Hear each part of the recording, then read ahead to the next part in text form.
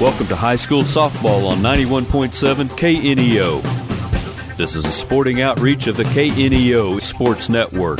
Now let's go live to the game site for all the action. And a pleasant good Tuesday morning as we welcome you here to the Killian Sports Complex on the campus of Missouri State University as we get set for the Class II state championship game. It is the 37-1 Diamond Lady Wildcats versus the 25-8 Kennett, and I don't have their mascot, so I apologize for that. But Kennett is, I think it's Indians, but we will find that out for you here shortly. Your countdown to first pitch sponsors, GTC Broadband and Max Steel. And Daryl, it is a very windy Tuesday morning here in Springfield, Missouri. Oh, yeah, the wind has picked up. Yesterday it was just a beautiful day for a softball game. I mean, just a puff of clouds and, hardly any wind at all. Now we got a front coming through here later on tonight, and it's usually windy before it gets here. It's got to blow something up tonight, but, yeah, you're talking 20, 25 mile an hour winds just pretty easy, and then probably gust up to 30, maybe close to 40. As Diamond is 37-1, their lone loss to Frontenac, who is in the Class III tournament for Kansas. And then Kennett comes in at 25-8 overall, and it is the Kennett Indians, thanks to Daniel Moore back at KNEO finding that out for us very quickly. What was it? It's the Kennett Indians. So yeah. I was correct. The Lady Indians, they come in at 25-8. It took a while yesterday. Diamond beat Willow Springs 13-3 in 6 innings, 13 runs, 17 hits for Diamond, only 1 error. Kennett beat Lone Jack yesterday morning 11-4, 11 runs, 14 hits. So the way these two teams play, it either could be another 11-10 game or we could have a 3-2 defensive battle, but the wind is going to cause some havoc if the ball gets up in the air here today. Yeah, the wind is going to cause havoc, especially because the outfield, it's blowing in, so the outfielders can play just a little bit shallower, okay, but it makes it hard on a top fly ball. We've said it before, even in baseball season, just beyond the infielders, just in the edge of the grass, those high towering fly balls that you got to try to camp underneath, and you're running backwards as an infielder and you're trying to run up as an outfielder. Those could give the girls some problems today. Go ahead, take a 3-minute timeout. Come back with more of the preview after this on the KNEO Sports Network.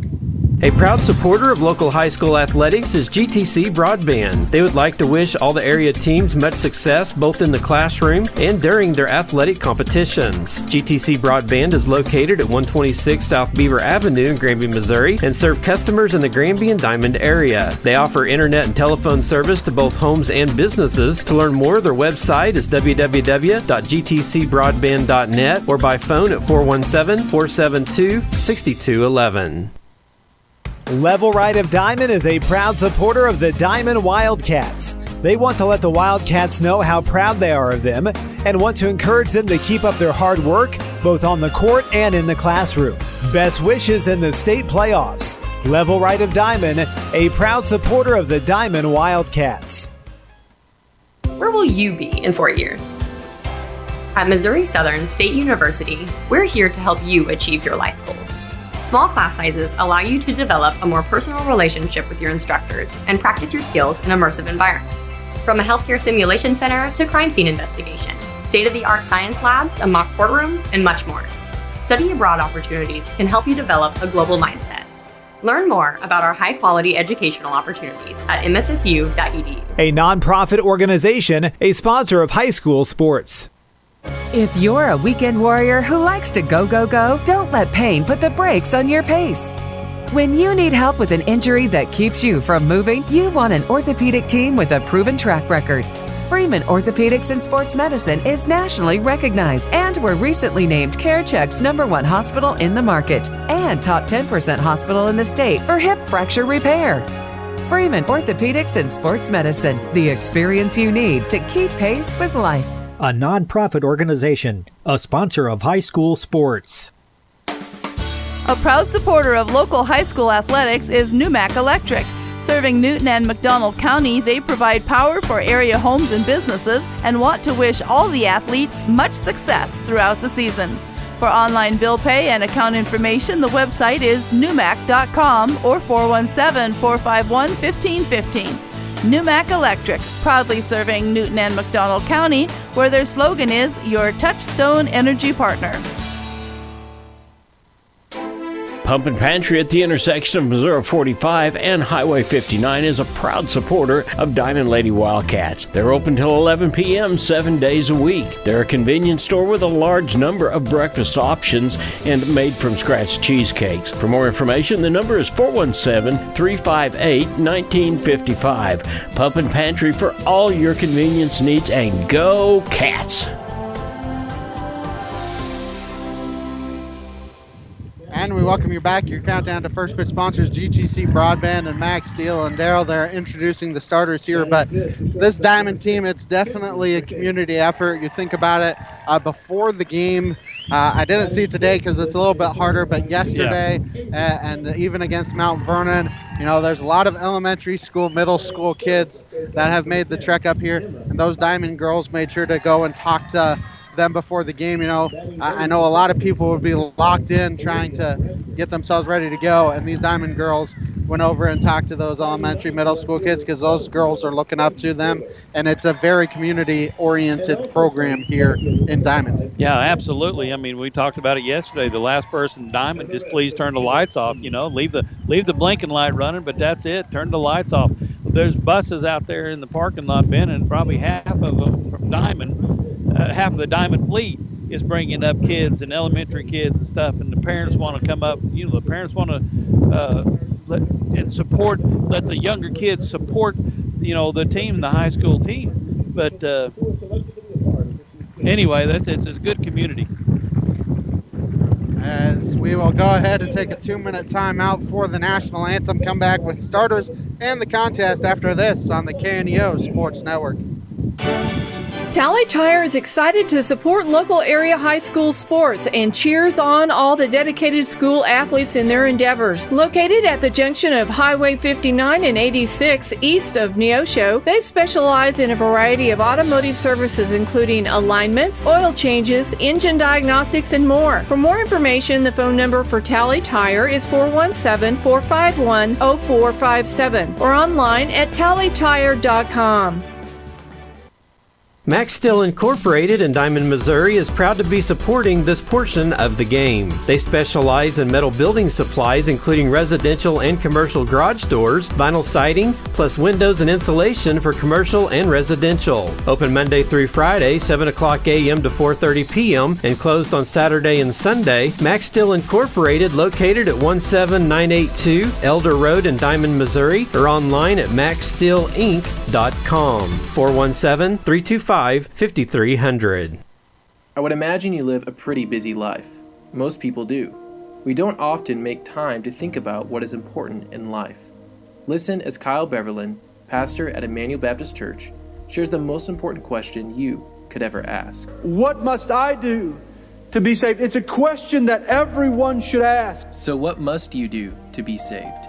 Believe on the Lord Jesus Christ and you will be saved. You see, friend, the world has tried to supply ample answer for this question. Different churches have tried to supply an answer to the question of what must I do to be saved. Different religions have tried to supply an answer, but there's only one real and true answer. Believe in the Lord Jesus and you will be saved. If you'd like to know Jesus as Savior and Lord, please call us at 417-673-2645 or visit us this coming Sunday at 300 North Pennsylvania and Webb City. For more information, connect with us at ebcwc.org. And we welcome you back. Your starting lineups here today brought to you by Freeman Orthopedics and Sports Medicine. First for the visiting Diamond Lady Wildcats. They come in at 37-1. Leading off is the catcher, number 10, Grace Frazier. Batting second and playing center field, number 6, Caitlin Surrey. Batting third and playing shortstop, number 8, Lauren Turner. The cleanup hitter is the pitcher, number 21, Taylon Reeder. Batting fifth and playing second base, number 12, Aubrey Ball. Batting sixth and playing third base, number 25, Marissa DeJager. Batting seventh and playing right field, number 34, Sarah Roselle. Batting 8th and playing first base, number 20, Talon Daniels. And batting 9th and playing left field, number 13, Cabry Parmley. And Daryl, Cabry Parmley was 4 for 4 yesterday with 3 or 4 RBIs. That's very good for a number 9 hitter. Well, that's you. In all honesty, in softball, you really want that number 9 hitter, and it doesn't seem like it, but you want that number 9 hitter to kind of be one of your best players and stuff like that, because later on, you need that 9 hitter to come up and get a base hit, get on, do something, and you have the top of the lineup coming and right back up to behind her to support her from the backside. That's perfect. That's what a number 9 hitter is supposed to do. Now the starting lineup for the Kennett Lady Indians, coming in at 25-8 overall. Leading off is the pitcher, number 1, Handley McAtee. Batting second and playing left field, number 2, Lauren Barton. Batting third and playing first base, number 8, Hadley Wilson. Cleanup hitter is the catcher, number 9, Emma Tinnen. Batting fifth and playing shortstop, number 6, Kensley McCaig. Batting sixth and is the designated player, number 19, Avery Payne. Batting seventh and playing third base, number 10, Emma Bodkin. Batting 8th and playing second base, number 12, Olivia Raspberry. Batting 9th and playing right field, number 00, Katie Taylor. Extra player is the center fielder, number 5, Lexi Wallace. Head coaches for both teams, Logan Dollins, the head coach for Kennett, assisted by Jessica Baker. And Kelsey Parrish, the head coach of the Lady Wildcats, assisted by B.J. Lorenzen. Diamond, the visiting team, and Grace Frazier ready to go against McAtee. As here comes the first pitch, and that is low for a ball. Counts 1-0. High here. So we're sitting above the press box, on top of the press box here. And the first baseman, third baseman's in, waiting on, just making sure that he doesn't bunt, slap it, try to get on base. So here comes the 1-0 to Frazier. That ball is nubbed to third, throws to first, a high throw, and she is out as the first baseman was able to get back on the bag. As the first baseman is Wilson. She, was off the bag and then was able to get back on. As Caitlin Surrey comes to the plate, she hit the walk-off home run yesterday to end the game in 6 innings. I'll tell you what, it'd be impressive if she put one out here today. First pitch to her is high and outside, so the count is 1-0. Surrey and then Turner, anybody who reaches, you would get to Reeder. Reeder, the starter today. She did not pick up the win yesterday as Surrey swings and misses, so the count's 1-1. But Surrey probably at some point will see some pitching. It could be. 1-1 the count here on Surrey. So the 1-1 is outside, and the count now 2-1. Diamond, the All Blacks. Gold trim and numbers.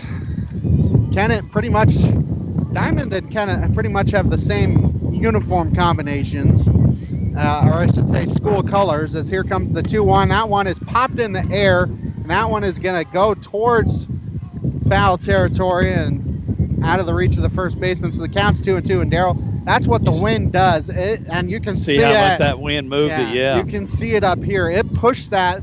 It stayed in play, but it pushed it all the way up to the photographer's row down there. Well, at one point in time, it was over the first baseman's head. Next thing you know, it's hitting the bottom of the dugout. 2-2 the count here on Surrey, as here comes the 2-2. That one's popped foul, and that's going to get out of play. Count remains 2-2. Kennett, the white pants, black and gold tops, black numbers and trim here this morning, which will bleed into this afternoon at some point. Diamond looking for their second state championship in 3 years. It would be the third straight for Southwest Missouri if they could win it, as the 2-2 is swung on and missed for strike 3. Diamond looking for their second one in 3 years. The one that won it of Mount Vernon won it last year. So Southwest Missouri trying to continue their dominance here in spring softball. Yeah, McAtee's got a pretty good armor. Kennett's got a good pitcher, and McAtee, she's just off the plate, changing her speeds up. Lauren Turner will come to the plate. Here comes the first pitch to her, swung on and missed. Counts 0-1. McAtee went 7 innings yesterday, 4 hits, 4 runs, 3 earned, 3 base on balls, and 7 strikeouts. Went all 7 innings. Here comes the 0-1 to Turner. The 0-1 is outside, and the count now 1-1. This morning's game is not only a competitive contest between these two schools, but it's also an educational experience for the students involved, because high school activities are about learning life values. Your friends at KNEO Radio, Missouri State High School Activities Association, remind everyone to do their part in keeping our hometown sports a positive experience for everyone. When you attend your next game, you do your part to help rekindle the spirit of citizenship by showing good sportsmanship. You'll be teaching a positive lesson, and you'll be preserving a proud tradition in the state of Missouri. 1-2 the count on Turner as she swung and missed at the 1-1. And here comes the 1-2 to her. As the 1-2 is low, and the count now 2-2. The ball got away from the catcher there. I haven't been able to give you, Kennett looks like in the field, things have just gone a little bit too quickly here to start. So the count is 2-2. 2 balls, 2 strikes, 2 outs here in the top of the first. Here comes the 2-2 from McAtee. That pitch is spoiled foul into the netting, so the count remains 2-2. McAtee looks like she's already settled in. I mean, she's throwing just where she wants to throw it. She's placing placing the ball just perfect and off-speed stuff and throwing the diamond hitters off. So here comes another 2-2 pitch from McAtee. That pitch is spoiled foul, so Turner making her work a little bit here as the count remains 2-2. First Community Bank, Crowder College, Big Nickel, Webb Chiropractic, all sponsoring the broadcast as we're past top of the 11 o'clock hour. You're listening to KNEO 91.7 FM, Neosho Joplin, live online at kneo.org. So here comes another 2-2 pitch. That's outside, and the count's full, 3-2. So Turner making her work here. Really was until the 5th that that Diamond broke things open as they scored 10 runs on 10 hits in that 5th. That ball is poked out in the air to right field. That's curving away from right fielder, and it's a foul ball. That one started right at the right fielder, and it ended in foul territory. Yeah, and, the right fielder thought she had it, and then all of a sudden she takes off running for it because the wind, we're talking 20, 25 miles an hour, pretty much sustained, and probably gusts to 30 to 40. It's really causing havoc with the fly balls. So the count remains 3-2 here on Turner as she's going to see a 9th pitch of that bat. She pops that one foul. And we will see a 10th pitch here. She's making her work. She's making her work. The more you make her work, the more you see the pitch, the more you get used to the timing of the pitcher. And it'll help you off later on in the later innings. Count remains 3-2 here on Turner. Here comes another full count pitch from McAtee. And swinging and missing at it, McAtee wins the battle. For Diamond here in the top of the first. No runs, no hits, no errors, nobody left. A half inning done.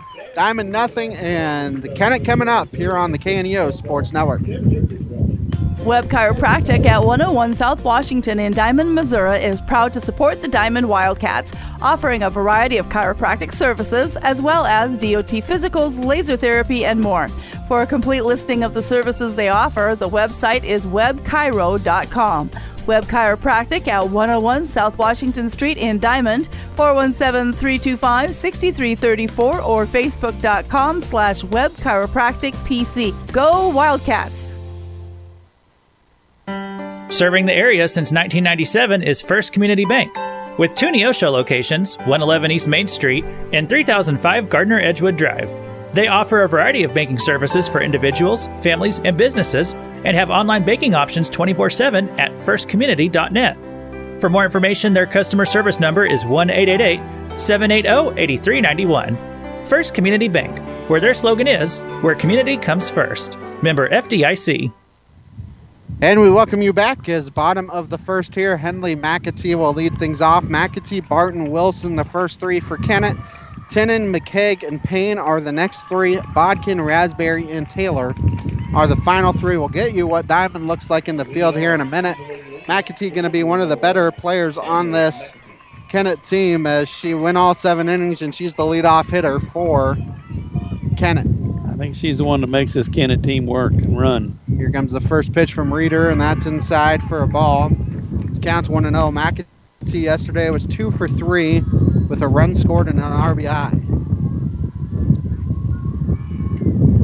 So here comes the 1-0 from Reeder, and that's inside, and counts 2-0.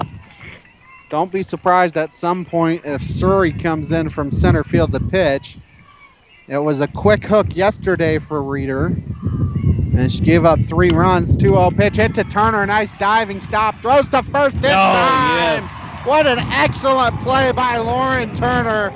She dives to her right, stabs at it, and throws from her knees and gets McAtee out for out number 1. Just absolutely perfect. I mean, just you can't. There's some things that you cannot teach, and that's one of them. She dived, like you said, Ben, from her knees, threw her out with room to spare too. Lauren Barton will come to the plate. Here's the first pitch to her. That's over for a strike. This counts 0-1. At least right now, here's what Diamond looks like in the field. Cabry Parmley on left, Caitlin Surrey in center, and Sarah Roselle in right. So here comes the 0-1 from Reeder, and that is low.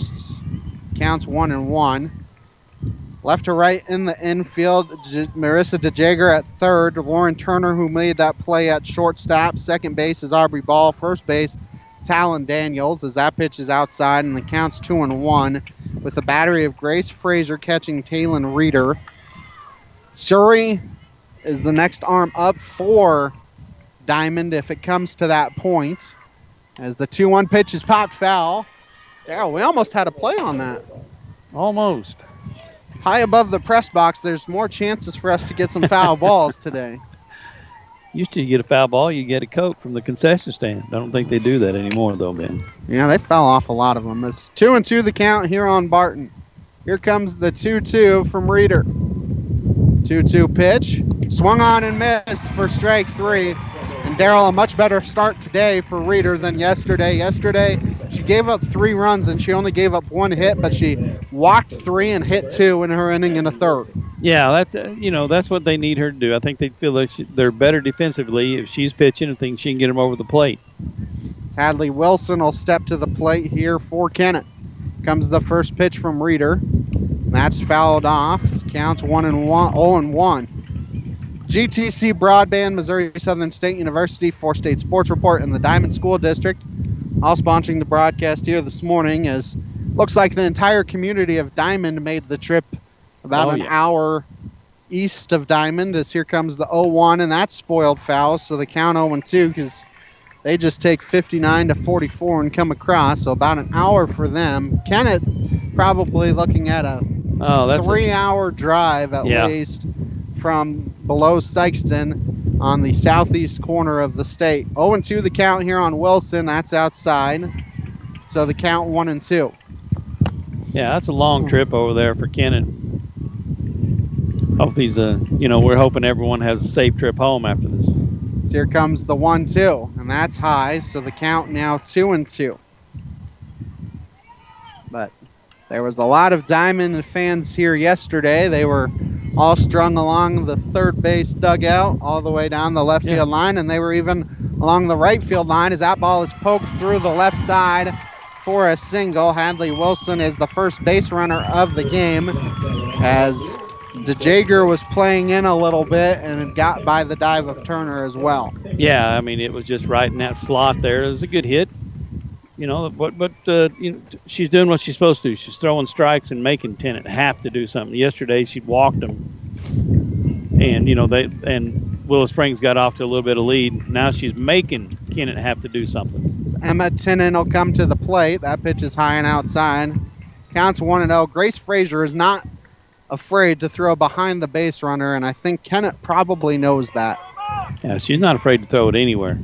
Diamond is ranked in the top 10 nationally in the country. That pitch is outside, so the count's 2-0.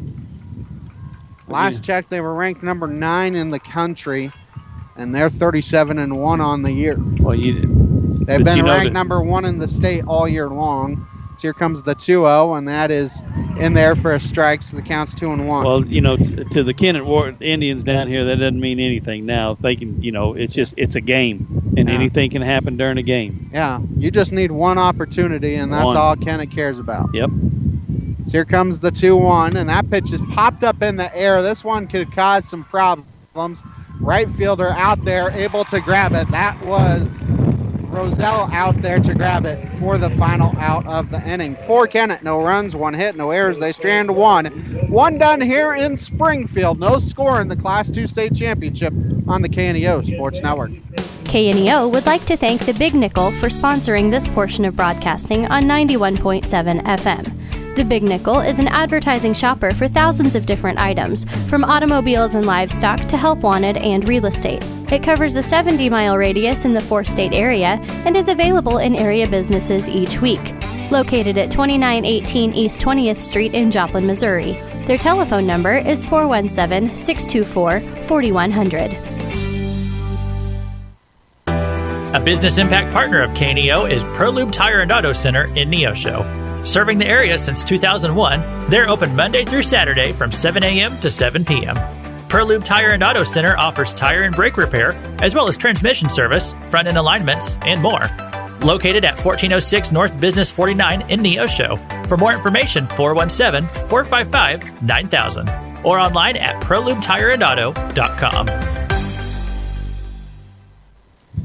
Taylon Reeder will start off the second inning here for Diamond. Reeder, Ball, and DeJager, the 3 due up. I'll give you what Kennett looks like in the field while I'm thinking about it, because we didn't get that for you in the first inning. Lauren Barton in left, and center field is Lexi Wallace, and right field is Katie Taylor. Left to right in the infield, Emma Bodkin at third, Kensley McCaig at short. At second base is Olivia Raspberry. At first base is Hadley Wilson, with Emma Tinnen catching Handley McAtee here this morning. So here comes the first pitch to Reeder, and that is outside for a ball, so the count's 1-0. Freeman Orthopedics and Sports Medicine, Newmac Electric, ProLube Maintenance Center, Pump and Pantry, all sponsoring the broadcast here this morning. So here comes the 1-0. The 1-0 was swung on and missed, so the count 1-1. Class 1 state championship game scheduled for 1:15 this afternoon, as it looks like one of those buses has arrived as well down there.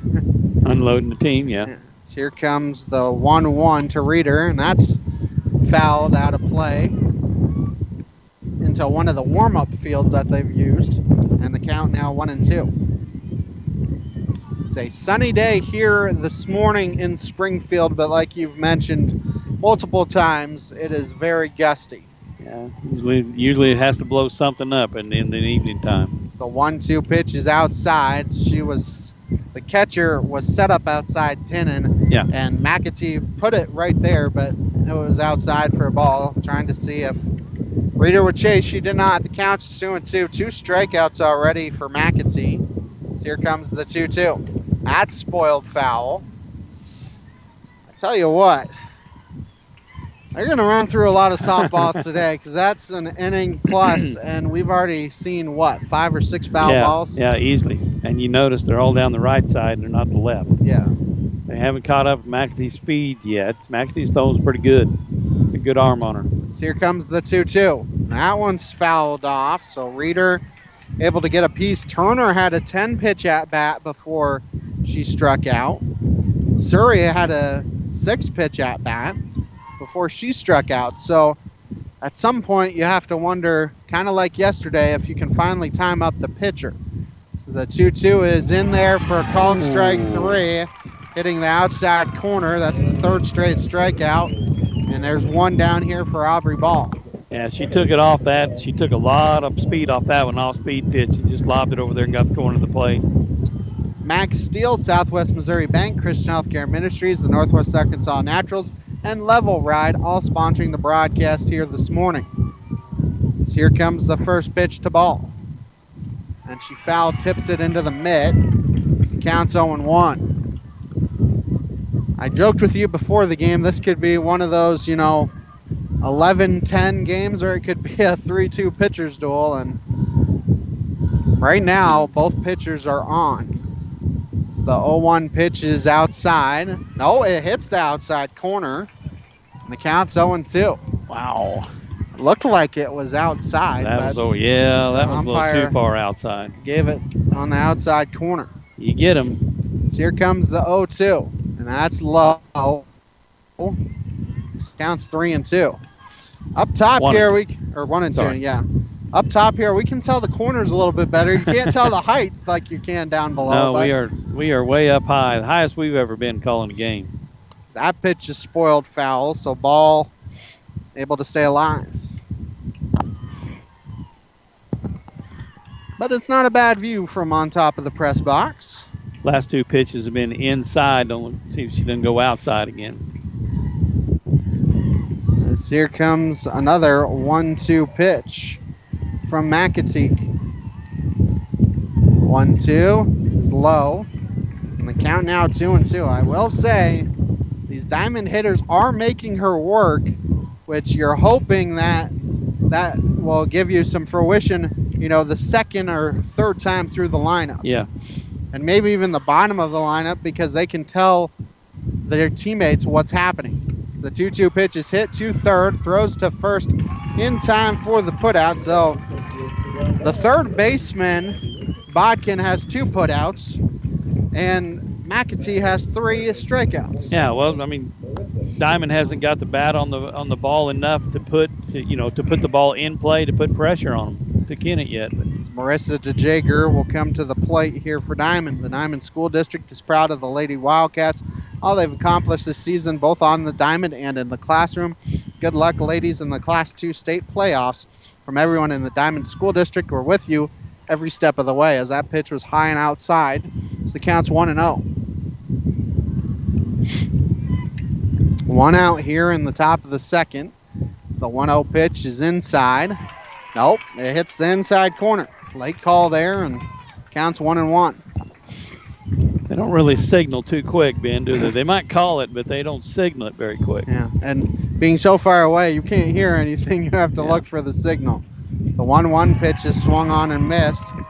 Counts 1-2. McAtee had 7 strikeouts against Lone Jack. She's looking for a 4th strikeout in an inning in 2 innings if she can get DeJager.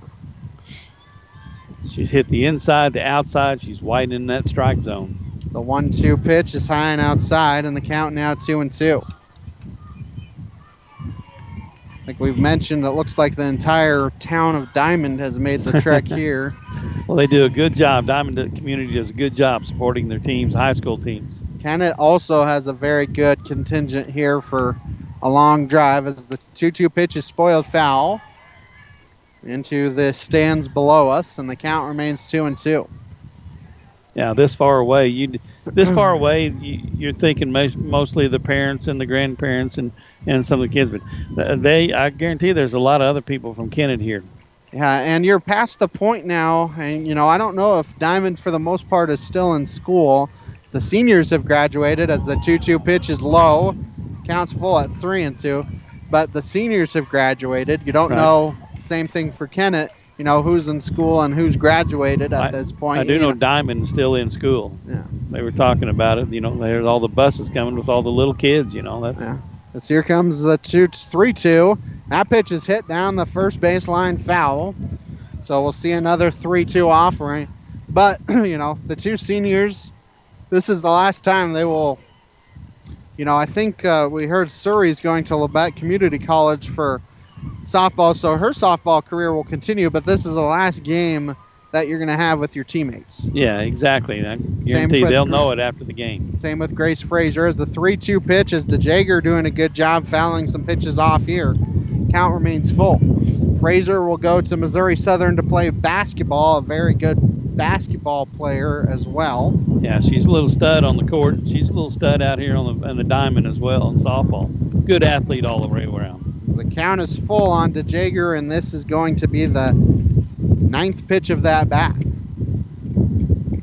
And that is high and outside, and Diamond gets their first base runner of the morning with a 2-out walk. As a home plate umpire has to dust off the plate for the first time this morning. Sarah Roselle will come to the plate. I will say, even though Diamond does not have a hit and McAtee has 3 strikeouts, they are making her work. Yes. Through 2 innings. So that first pitch is in there for a strike, so the count's 0-1. another thing, Ben, the grounds crew here for the Bears Stadium here has done a great job, because as windy it is, you still don't see a lot of dust out there on the field. They've done a great job. Diamond made, as the pitch is swung on and missed by Rosales, the count's 0-2. Diamond made McAtee throw 19 pitches in a 1-2-3 first inning. That's a lot of pitches when you have a 1-2-3 inning. Yeah, they fouled a bunch of them off and ran the counts up, so it's 0-2 here. Let's see if Rosales can in. The 0-2 pitch is outside, and the count now 1-2.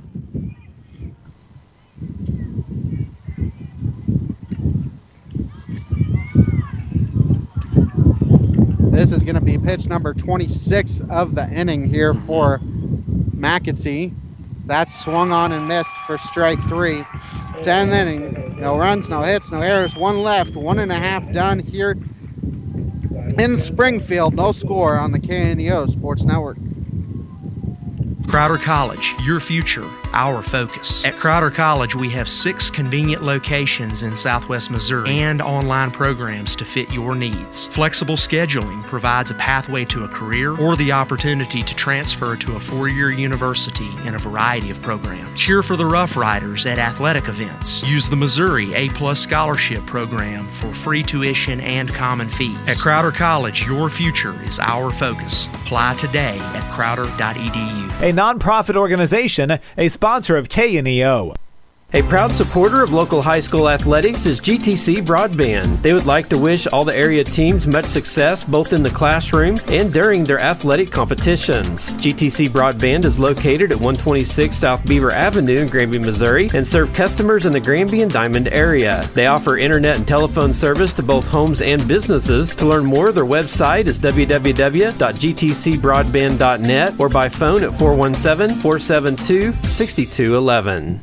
Kensley McKay will lead off the inning here for Kennett, as that first pitch is low for a ball, so the count's 1-0. McKay, Payne, and Bodkin are the 3 due up here against Reeder in the second. Kennett does have the 1 hit so far this morning, as a 2-out single by Hadley Wilson, but she was stranded at first. 1-0 the count on McKay. That pitch hits the inside corner. McKegg ducked out of the way, but she was crowding the box. Yeah. 1-1 the count here on McKay. We always talk about district championships, and now obviously the farther along you go, as that pitch is hit through the left side as a leadoff hit, and they throw it towards first. A wild throw there from left and Parmley, but no more damage done as Avery Payne will come to the plate. Have to see if Kennett will try and get that runner into scoring position. We always talk in district championships how important it is to score first. Yeah. I think a state championship, it's even more important. Well, you put pressure on if you can maintain the lead through the 4th, 5th, put pressure on the other team. That change-up is in there for a strike as Payne did not square. Counts 0-1. Diamond is not playing for a bunt as the third baseman, DeJager, is about even with the bag. So that pitch is over for a strike and the count 0-2. She kind of walks in, though. While the pitch is coming, she'll be walking in 3 or 4 steps. So 0-2 the count here on Payne. As here comes the 0-2 pitch. 0-2 swung on and missed for strike 3. So a good response there by Reeder, and there's 1 down for Emma Bodkin. The Diamond School District is proud of the Lady Wildcats and all they've accomplished this season, both on the diamond and in the classroom. Good luck, ladies, in the Class 2 state playoffs from everyone in the Diamond School District. We're with you every step of the way. So here comes the first pitch to Bodkin. Swung on and missed, and the count's 0-1. And right now, both teams having a hard time adjusting to the speed of the opposing pitcher. Kennett has a couple hits, but neither team really has been able to get ahead of pitches, as that pitch is high and inside, so the count's 1-1. It's a beautiful sunny day here in Springfield. Not very many clouds in sight. is very windy. Blowing straight in from the outfield. So here comes the 1-1, and that pitch is poked in the air to center field. And Zuri out there in center field had to charge in, and she was able to grab it for out number 2. Yeah, as good as that ball was hit, it didn't go hardly anywhere out in the outfield. Zuri made a great adjustment on it. So Olivia Raspberry will come to the plate here for Kennett. As Reeder trying to strand a leadoff single. So here comes the first pitch to Raspberry, and that off-speed pitch is swung on and missed. Count 0-1. Keep up on the latest broadcast ball game schedule. Be sure to like us on Facebook, facebook.com/KNEO Radio. Follow us on X at KNEO 917 Sports. So here comes the 0-1 from Raspberry. And she takes one on the inside. So counts 1-1. Should be bunting for a base hit with 2 outs. Yeah. They did go down to first to see if she offered at it, and she did not. 1-1 the count here on Raspberry. And that pitch hits the top of the zone, and the count's 1-2. So Reeder trying to strand a second runner here in the second inning. The 0-2 pitch is inside, and the count now 2-2. That wind is really affecting our mics up here at the top, and as the people at home can understand how windy it is right now. So here comes the 2-2. Swung on and missed for strike 3, and that will end the inning. For Kennett here in the second. No runs, 1 hit, no errors. They strand 1. 2 done here in the Class 2 state championship. No score on the KNEO Sports Network. A proud supporter of local high school athletics is Numac Electric. Serving Newton and McDonald County, they provide power for area homes and businesses and want to wish all the athletes much success throughout the season. For online bill pay and account information, the website is numac.com or 417-451-1515. Numac Electric, proudly serving Newton and McDonald County, where their slogan is your touchstone energy partner. Level Right of Diamond is a proud supporter of the Diamond Wildcats. They want to let the Wildcats know how proud they are of them and want to encourage them to keep up their hard work both on the court and in the classroom. Best wishes in the state playoffs. Level Right of Diamond, a proud supporter of the Diamond Wildcats. 8, 9, and 1 due up for Diamond here in the third. Daniels, Parmley, and Frazier, as Diamond will be looking for their first hit of the morning. I was going to say afternoon. Still morning. Still morning here as McAtee.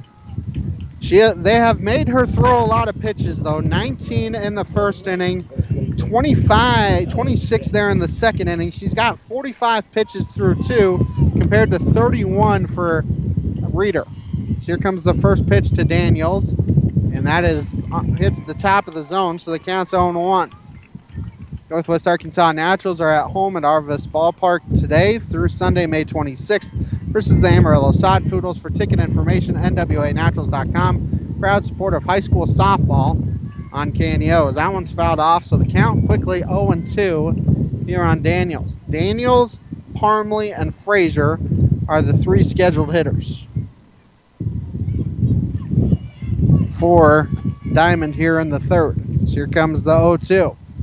And she gets a piece and stays alive. I think she was expecting a fastball, got a changeup, and was able to get a piece to stay alive. Well, she did what she had to do. Anything close, you've got to get a piece of it. Anything close, don't let the umpire make the call. So here comes the 0-2 again. And that pitch is popped in the air. Right fielder having to come in, and an excellent job out there in right field by Taylor. And there's 1 up and 1 down. That one, you've got to charge those because that's where the wind is going. And it was tailing away from her, and Taylor did a good job of grabbing it. Well, the last one, they had a fly ball earlier, second inning or something. It looked like a fly ball to the center field, and it just drifted over there to right field all the way across. This wind is really playing havoc with it. Parmley will come to the plate. She was a perfect 4 for 4 yesterday. and had 3 or 4 RBIs. So she fouls the first one off. Counts 0-1. Well, we got down at the bottom of the lineup. Parmley was the spark yesterday to get things going. Set the top of the lineup up. If she can get on, then you got the top of the lineup right behind her. Yeah, try and set the table as the 0-1 pitch is inside, maybe low as well. So the count 1-1. First Community Bank, Crowder College, the Big Nickel, and Webb Chiropractic all sponsoring the broadcast here this morning. Ashgrove is playing in the Class 1 state championship. I don't remember who they're playing, though. It's Parmley going to try and bunt her way on it. It's a good bunt. Good play by McAtee. And they call her safe. An infield single. Ooh, my. For Parmley. Bang, bang play over there at first base. She's got some speed to her. She's quick. She's fast. She laid it down. Pretty good bunt. It was a little bit further out there toward the pitcher. The pitcher made a great play on it. Yeah, that was a good job by the pitcher, McAtee, to field her position. I thought she was out by half a step, but umpire called her safe, and that's Diamond's first base runner, and there's your table setter for the top of the lineup. Top lineup's job now is to get her in. As Grace Frazier grounded out to third her first time. Is third and first playing in. She's going to try and bunt her way on. First baseman bunts it, and she is safe. Another infield single. The umpire there, I think he was in between calling her safe and out. He kind of hesitated, but back-to-back bunt singles, and now the head coach for Kennett going to go out and talk to the umpire. Yeah, I thought she was safe. I thought she was safe. I thought it was a closer play on the one from Parmley. But, hey. And the first baseman did a good job. You know, Kennett played that perfectly. Perfect. Wilson came in, charged. The second baseman, Rosberry, went over and covered. They did everything right. Just like you're supposed to. It's just Diamond was able to outrun it. So runners on at first and second for Caitlin Surrey. Here we're putting pressure. Now we got some pressure on Kennett. Diamond's got some runners on. So here comes the first pitch to Surrey. She swings and misses. Counts 0-1. Surrey struck out her first time. Turner on deck did as well. But they both made McAtee work. I always talk about how big the first run of the game is. And that is 120 feet away as that pitch is in there for a strike. The count 0-2. So now Surrey needs to protect here. You got a battle up there because you're up there to put the ball in play to move the runners. So here comes the 0-2. And it's an off-speed pitch. Third baseman dives, and it rolls away. They're going to send I thought they were going to send the runner home. But staying at third is Parmley. And the bases are now loaded. That was an excellent attempt by the third baseman, Bodkin. It just kind of bounced out of her glove. The shortstop, it went away from her as well because she was going towards the third base bag to cover, and Diamond couldn't get anybody in. But the bases are loaded here for Lauren Turner. Yes. This is the first threat for Diamond in the game. Bodkin did a great job just diving to get a piece of it. So here comes the first pitch, hit over the second baseman's head, and it will roll. 2 runs will come in and score, and it will be a double here for, and third run comes in and scores on the throw through. Turner comes all the way around and scores. It is a double for Turner and 3 RBIs, and Diamond takes a 3-0 lead. That one didn't even go to the wall. An aggressive base running by Caitlin Surrey, and Diamond has a 3-0 lead. Well, when they hit the cutoff, threw it to second, Surrey come in from third. They didn't even notice. That ball hit in the air to center field. It's drifting towards right. The center fielder makes the catch. An excellent job out there by the center fielder. She was under it, and then it just kept on drifting on her. Turner tags up and advances to third on the throw, but there are 2 outs here in the top of the third. I always talk about, can you take advantage of your base runners? So far, you know, Lauren Turner to the big hit there for Diamond. They put the ball in play. They put some pressure on Kennett's defense, and they've come up with 3 runs so far. As ball lines it to the pitcher, and that will end the inning. For Diamond, they get 3 runs in the inning on 4 base hits. There were no errors. They strand 1. 2.5 done here in Springfield. Diamond a 3-0 lead on the KNEO Sports Network. If you're a weekend warrior who likes to go, go, go, don't let pain put the brakes on your pace. When you need help with an injury that keeps you from moving, you want an orthopedic team with a proven track record. Freeman Orthopedics and Sports Medicine is nationally recognized and were recently named CareCheck's #1 hospital in the market and top 10% hospital in the state for hip fracture repair. Freeman Orthopedics and Sports Medicine, the experience you need to keep pace with life. A nonprofit organization, a sponsor of high school sports. Beautiful things can fall apart. A brand new house starts getting cracks in the foundation. A shiny new car turns out to be a lemon. Maybe that's happened in your life. Not with houses or cars, but with relationships or dreams. They were beautiful for a while, but fell apart. Those disappointments make us long for something that's beautiful. Inside, only Jesus can give you that one relationship which will totally fill the emptiness in your heart. To learn how you can belong to Him, call 888-NEED-HIM. 9-1-2 for Kennett here in the third. Katie Taylor then back to the top of the order in McAtee and Barton. So here comes the first pitch. She's trying to bunt her way on with Taylor. She offers at it and misses, so the count's 0-1. GTC Broadband, Missouri Southern State University, 4-State Sports Report, Diamond School District, all sponsoring the broadcast. It's the 0-1 pitch, and she hits it. I don't think if she hits it, it hits her. Yeah, so, that was the way inside pitch. So that was more life preservation there by Taylor. Counts 0-2 because she had offered at it anyway, so it was going to be a strike regardless. Now the 0-2 pitch swung on and missed for strike 3. So 3 pitches and 1 out. As now the top of the order and Hanley McAtee will come to the plate. Turner made an excellent play on her in the shortstop hole her first time up. Yeah, they got the shortstop moved over a little bit too further to her right, trying to cover the hole a little bit more. That pitch is outside for a ball. Counts 1-0. Turner, right? Yes. Shortstop. Yeah, she's moved over just about a step or two to her right, covering the hole a little bit. So here comes the 1-0, and that hits the top of the zone, so the count is 1-1. Ash Grove in the Class 1 championship versus Bernie. That one is scheduled for 1:15. So here comes the 1-1, and that's swung on and missed, and the count 1-2. Good change up there. Took a lot of speed off that one. McAtee was way out in front of it. Yeah, Reeder, a much better start today than yesterday, as here comes the 1-2.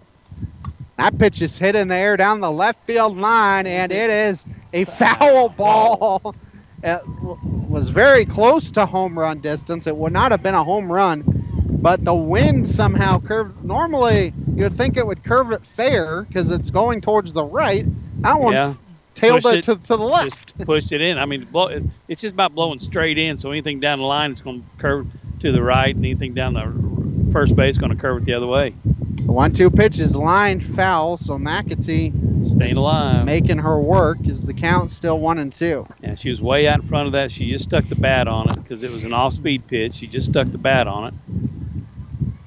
Daryl, we always talk about how important it is to score first in a state championship. Here comes the 1-2. That pitch is lofted in the air to left, and Parmley couldn't come in quite enough. A single for McAtee and a base runner again for Kennett.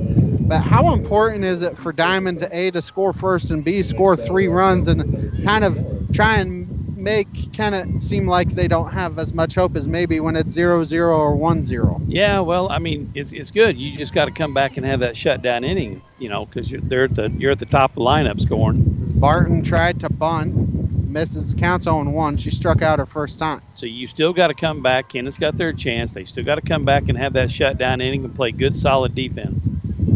0-1 the count here on Barton. We'll see. A lot of room out there in left center. Yes, here comes the 0-1, and she's swinging away and fouls it off, and the count now 0-2. No balls and 2 strikes here on Barton. As here comes the 0-2 pitch from Reeder. That pitch is popped foul. That's our kind of height, but it goes over the first base stand, so the count's still 0-2. Yeah, we're directly behind home plate. You figured we'd get a couple of them. We almost had one earlier. Yeah, it just went over us. If we were standing up, I bet we could have had it. So here comes another 0-2. That ball is nubbed. The third baseman fields it. No play anywhere, though. I don't know that Turner would have had much of a play either. No. An infield single. And runners are on first and second here for Kennett. Hadley Wilson comes to the plate. She singled her first time up. So now Kennett trying to answer is the second time through the lineup for them. They're starting to see a little bit here. Is the entire infield going to come in for Diamond and have a conversation? Well, they probably want to make sure exactly where they're going to try on the bunt. The Diamond School District is proud of the Lady Wildcats and all they've accomplished this season, both on the diamond and in the classroom. Good luck, ladies, in the Class 2 state playoffs. From everyone in the Diamond School District, we're with you every step of the way. With one out, sometimes you think that, but the number 3 hitter, I don't necessarily see her bunting. Yeah, it may not. She may not bunt. Runners in scoring position. I just think they probably want to make sure they're maintaining that. And that was a player-induced huddle, not a coach coming out, as that pitch gets away from Frazier, and now runners are at second and third on the wild pitch. She kept it in front of her, but it bounced away far enough for the runners to get to second and third. And you're allowing Kennett to have a chance now. I mean, bad play. I mean, just to offer glove at third. I mean, it's just they're having to put pressure on Diamond now. 1-0 is lined to the shortstop, and Turner grabs it. Luckily for Kennett, the Barton and McAtee didn't wander too far, but an excellent job by Turner climbing the ladder, and there's 2 outs, because that was destined for left center field. Yes. Great play by her. She set up proper, and good thing, like you said, Kennett, it was so fast, their base runner didn't have a chance to get away from the base very far. As Emma Tennant will come to the plate, she flew out to right field her first time up. So here comes the first pitch to her, and that hits the outside corner. So the count's 0-1. 2 outs here. If you're Diamond, you can carry some momentum if you can strand those runners at second and third. Yep. It's that shutdown inning. Or Kennett's got a chance to answer. So here comes the 0-1, and that ball hit sharply to third. She knocks it down. 1 run will score. It's a single, but if she doesn't knock it down, 2 runs will come in and score. So a good job there by the third baseman, DeJager, to knock it down and keep that runner at third. And we may have a courtesy runner at first base for Tenen. And we're waiting to find a number. And we got a ponytail in the way. Yeah, it's the ponytail effect. Number 4. Bailey Wilkett, I believe. Wilkett is how I would pronounce that last name. I apologize if we're not getting it right, but that's the way we see it. As Kensley McKegg comes to the plate, she singled her last time up as she takes a called strike. She counts 0-1. So Kennett has responded with 1. If you're Diamond, you're trying to keep it to that 1 run. Yep. 0-1 the count here on Tenen. Here comes the 0-1, and the off-speed pitch hits the inside corner. Count 0-2. Looked like a changeup. Yeah, it was. Took some speed off of it on the inside corner. 0-2 the count. Tying run is at first base, and the Wilkett, the courtesy runner. Here comes the 0-2 from Reeder. Swung on and fouled off, and that actually went into the Kennett dugout. Hopefully everybody's okay. It hit the top of the dugout and then bounced and skipped in the fence where the players are. Yeah. So it was kind of one of those weird ones. Another 0-2 pitch here to McKegg from Reeder. And it almost hit her. She ducked out of the way. Count 1-2, and now the tying run at second base, and Wilkett, who stole second. 1-2 the count here on McKegg. A base hit would probably tie it. 1-2 the count. So here comes the 1-2 from Reeder. Swung on and missed for strike 3. A big strikeout for Reeder. Kennett does get 1 run on 3 base hits. There were no errors, and they strand 2. 3 in the books in the Class 2 state championship from Springfield. Diamond up 3-1 on the KNEO Sports Network. Where will you be in 4 years? At Missouri Southern State University, we're here to help you achieve your life goals. Small class sizes allow you to develop a more personal relationship with your instructors and practice your skills in immersive environments. From a healthcare simulation center to crime scene investigation, state-of-the-art science labs, a mock courtroom, and much more. Study abroad opportunities can help you develop a global mindset. Learn more about our high-quality educational opportunities at mssu.edu. A nonprofit organization, a sponsor of high school sports. Level Right of Diamond is a proud supporter of the Diamond Wildcats. They want to let the Wildcats know how proud they are of them and want to encourage them to keep up their hard work both on the court and in the classroom. Best wishes in the state playoffs. Level Right of Diamond, a proud supporter of the Diamond Wildcats. Marissa DeJager, Sarah Roselle, and Talon Daniels, the three duo up here for Diamond in the top of the fourth, 6, 7, and 8, as both teams scored some runs there in the third. Diamond got 3 runs off of 4 hits. Kennett got 1 run off of 3 hits. Right now, the difference is this Diamond has taken advantage of their base runners, where Kennett has not. Diamond stranded 2 through 3. Kennett has stranded 4 through 3. As Roselle struck out, DeJager is up, and she walked her first time. She takes a pitch high for a ball. This counts 1-0. It gets late early in state championship games, and you're getting to that point here for both teams. So here comes the 1-0, and that is over. Low. Oh, it was low. It was over the plate, but it was low. Yeah. So the count's 2-0. I wonder if this umpire calls baseball games too, because he gives the signals like he's a baseball umpire, not a softball umpire. Could be. The 2-0 is outside, and the count's 3-0. DeJager had a 9-pitch at bat her first time up when she drew the walk in the second, and now she has a 3-0 count on her. Yeah, you're looking for base runners here. As the 3-0 pitch is over for a strike, counts 3-1. She was taken the entire way there. We'll see if she's taken on 3-1 too. It's got to pretty much be in your happy zone to try and swing. Yeah, if you know it's over the middle of the plate, you're going to be swinging in it. So here comes the 3-1. That pitch is swung on. Third baseman, another play, and out at first base. That third baseman for Kennett has been busy. That is the third putout of the game for Emma Bodkin. So she has stayed busy as Sarah Roselle will come to the plate for Diamond. Freeman Orthopedics and Sports Medicine, New Mac Electric, Prolue Maintenance Center, Pump and Pantry, all sponsoring the broadcast. As here comes the first pitch to Roselle. She was trying to bunt and she offered at it. So counts 0-1. Roselle struck out her first time up. 0-1 the count here on Roselle. Here comes the 0-1 and trying to change eyesight a little bit. Pitch a little too high, and the count 1-1.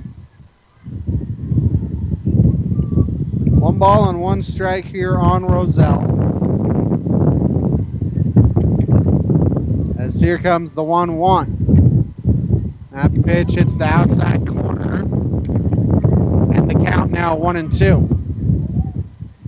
So Roselle having to battle here now with 2 strikes on her.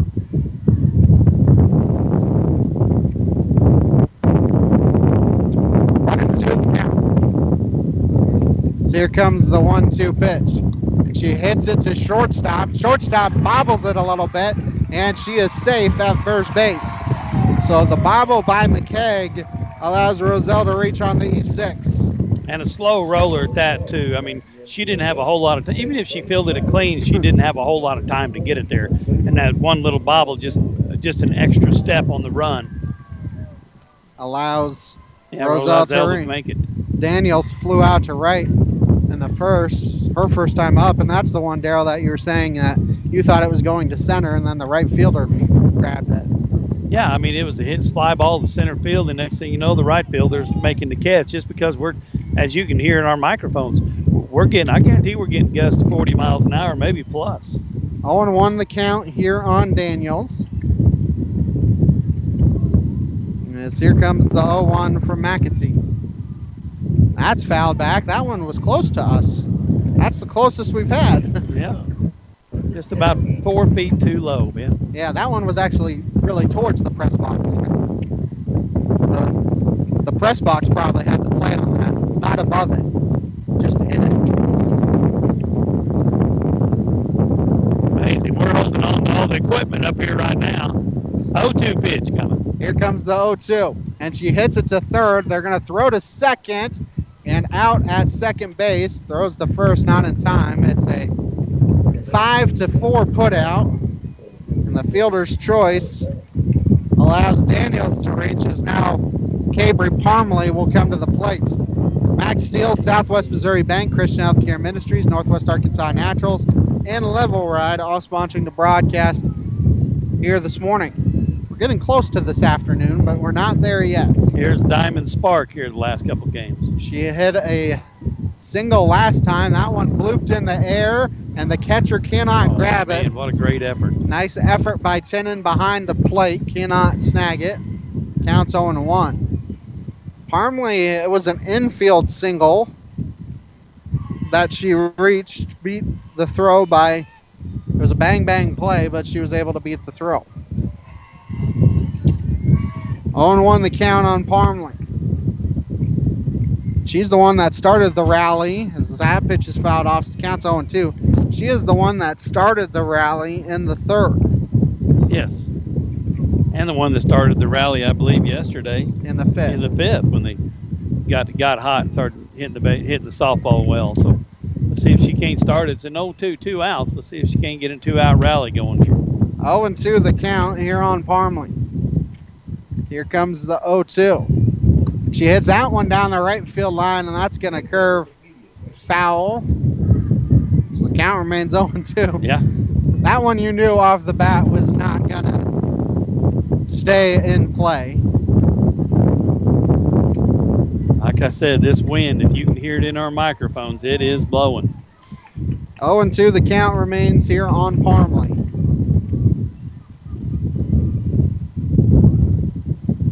Another 0-2 swung on and missed at the high heat.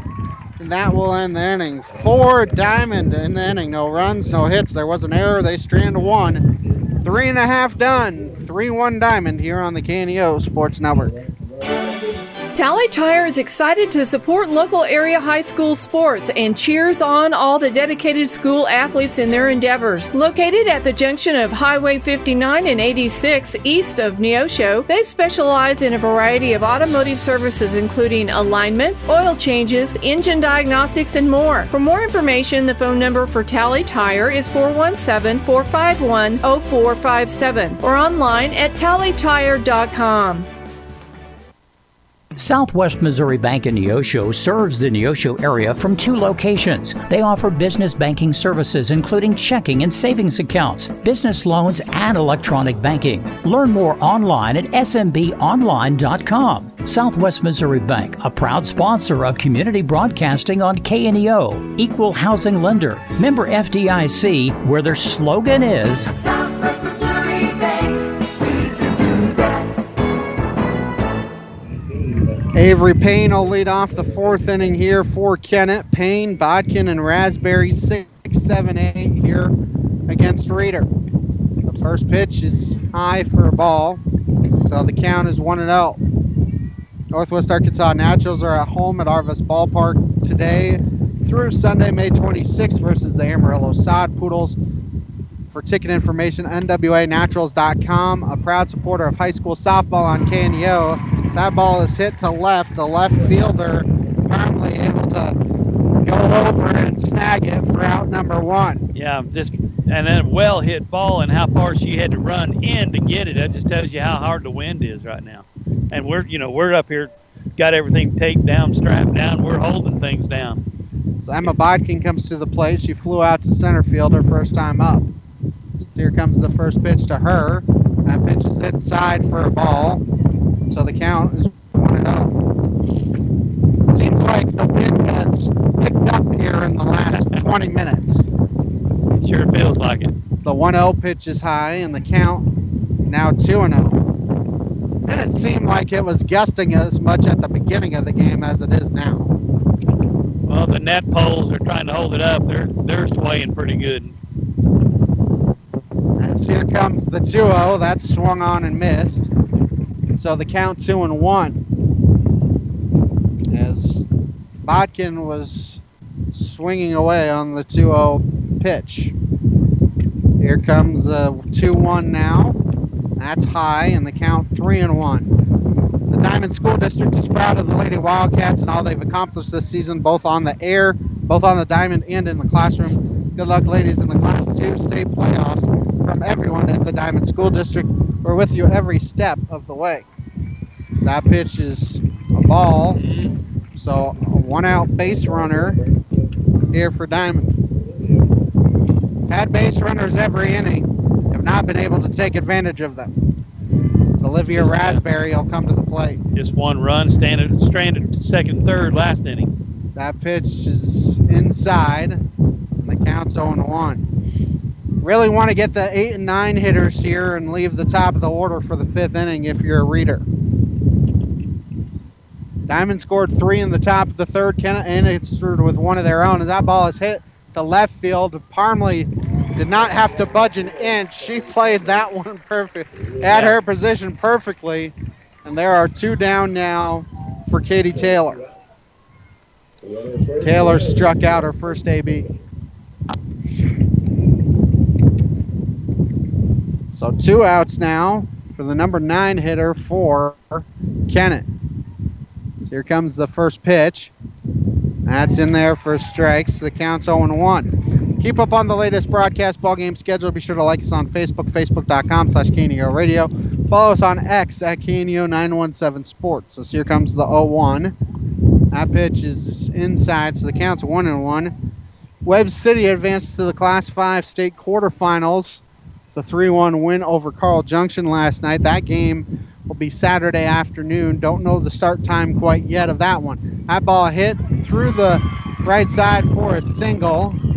So the number 9 hitter gets on, and now you have runners at first and second for the top of the order and Handley McAtee. So now, can you get? Here's Kennett's problem. Can you get that timely hit? I mean, Diamond knocked a few balls down last inning and saved a couple runs, but you've got to have that timely hit and see if Diamond can play defense behind him here. It's McAtee is 1 for 2. She's grounded out to short and singled. Hit it hard both times. First pitch is laced up the middle. It's curving away from the center fielder. They're going to send I thought they were going to send the runner home. A good throw by Surrey in center field made the runner hold up, and the bases are now loaded for Lauren Barton, who singled her last time, and she's also struck out. She's 1 for 2. Yeah, it was a good. But Kennett runner held up. I mean, she'd have kept on running, she'd have scored, but Surrey, just with the wind behind her, just threw it right over the top of Frazier here at home plate. Yeah, the coach for Kennett held her up at third base. Yeah. So here comes the first pitch to Barton, and that's outside. It's count 1-0. You got nowhere to put her, so. Yeah, you got to throw strikes and make her hit it and see if you can't play defense behind her. 1-0 the count here on Barton. That's high. The count's 2-0. They threw behind the runner at third, who got back safely. I did not see that until after the fact, but they did throw behind her. 2-0 the count here on Barton. Here comes the 2-0. That's outside, and the count's 3-0. You have to think Barton's taking 1, if not 2 pitches here. Well, they're trying to produce runs. So, and she hasn't thrown you a strike yet, so I would be. Here comes the 3-0, and that's over for a strike. So the count's 3-1. Barton can be pretty selective here. Still with the count 3-1. And you still got to go at her. You still got to go to her. Here comes the 3-1, and that hits the outside corner. And Reeder has made it a full count. Runners will be off on the pitch, though, so the tying run could come in on a base hit. Well, you get one in the gap here. That one first base is in, too. The 3-2 pitch is hit too short. Turner can't make the play. They're going to throw home, and the runners are safe, and the extra runner went to second and third on the throw through. I think that's one that you need to just kind of put in your pocket as the tying runs come in and score. We're tied at 3 with runners at second and third now. The problem is the center field Shirley out there, she's got the wind behind her. She doesn't need to throw it high and feel like she's throwing it all the way. She needs to throw it down and in, but we may have and here comes your pitching change as Caitlin Surrey will come in and pitch now as she will try and keep this a tie game. We'll take a 60-second break here on the KNEO Sports Network. Pump and Pantry at the intersection of Missouri 45 and Highway 59 is a proud supporter of Diamond Lady Wildcats. They're open till 11 p.m. 7 days a week. They're a convenience store with a large number of breakfast options and made-from-scratch cheesecakes. For more information, the number is 417-358-1955. Pump and Pantry for all your convenience needs, and go Cats!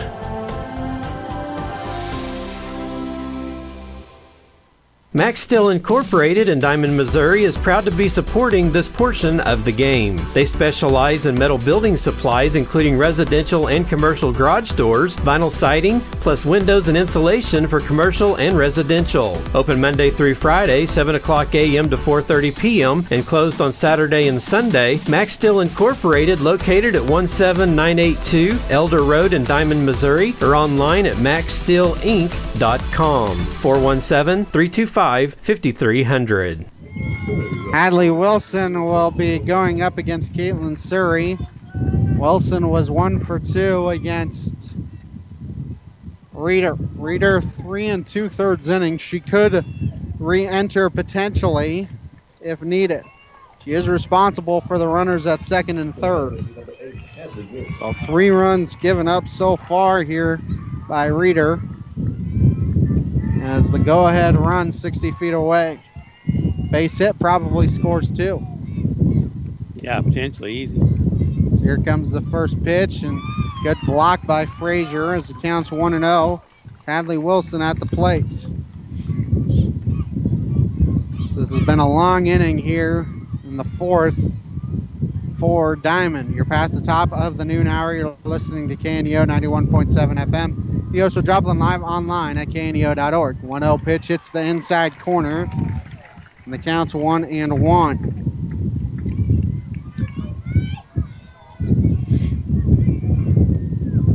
Can get another timely hit right here. Well, if you're Diamond, you're looking for an out. Yeah, your Diamond's looking for an out. Kennett's not. The 1-1 pitch is outside, and the count 2-1. This all started with a 1-out walk, and then 3 straight base hits. So here comes the 2-1. That ball is poked in the air to right field and deep. The right fielder curling over, can't get it. 2 runs will come in and score, and that is easily a triple for Hadley Wilson. That one was curving away from her right fielder. She did an excellent job of attempting to grab it. That was Sarah Roselle, but it was curving away from her the entire time. And Kennett takes their first lead of the game at 5-3. Yeah, that's that wind effect there, Ben.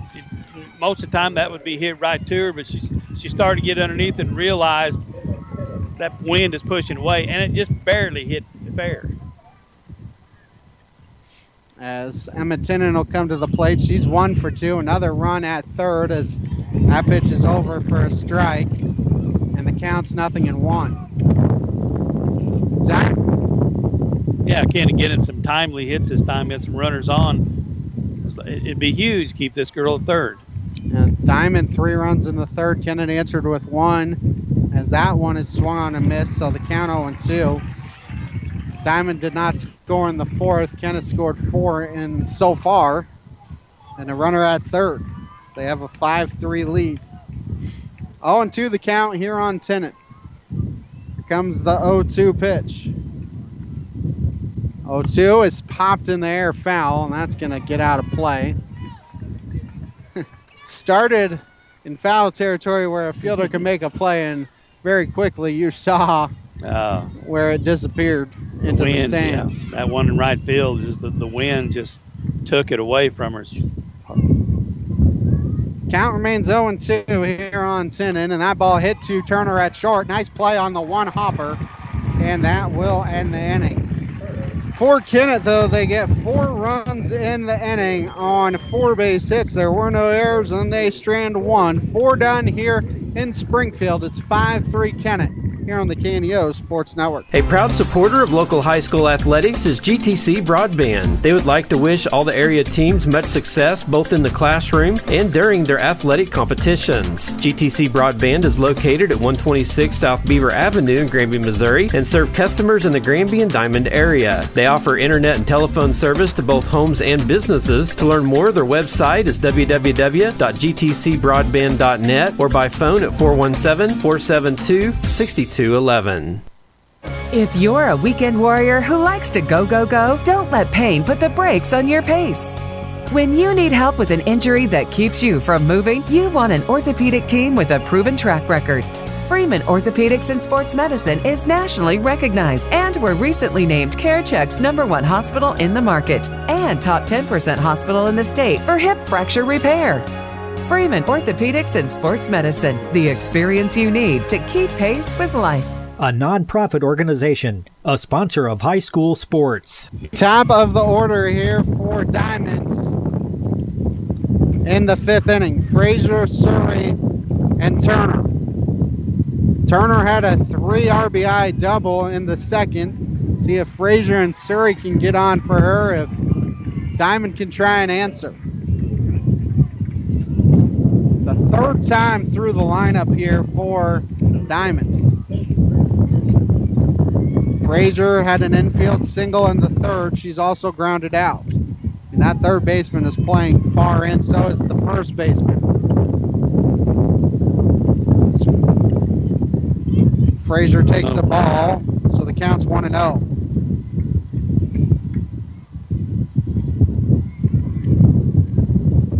See if Diamond can answer. That's what they got to do.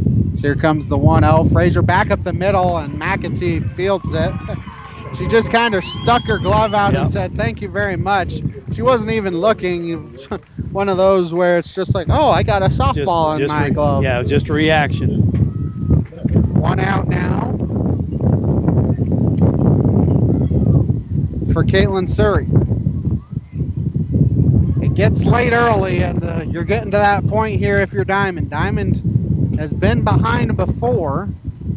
As here comes the first pitch to Surrey, and she swings and misses. Counts 0-1. They were behind 3-2 in the district championship game to Mount Vernon in the 5th inning. And it took until the top of the 5th for them to, or bottom of the 5th. Yeah. She's going to try and bunt her way on, and they let it go foul. The count's 0-2. They almost fielded that one, but a good job by the 3rd baseman to let it roll foul.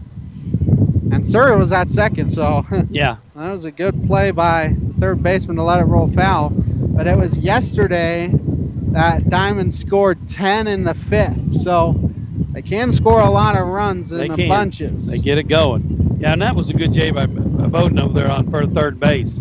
She almost reached it, but then she realized it was spinning. And Surrey would have been safe. Oh, yeah. The 0-2 pitch is hit in the air to right. Right fielder comes over and grabs it for out number 2. She's kind of shaded towards that right side. And 2 up and 2 down as Lauren Turner will come to the plate.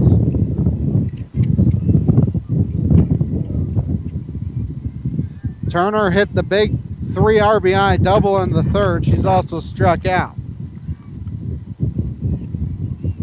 So here comes the first pitch to Turner. That ball hit in the hole to shortstop.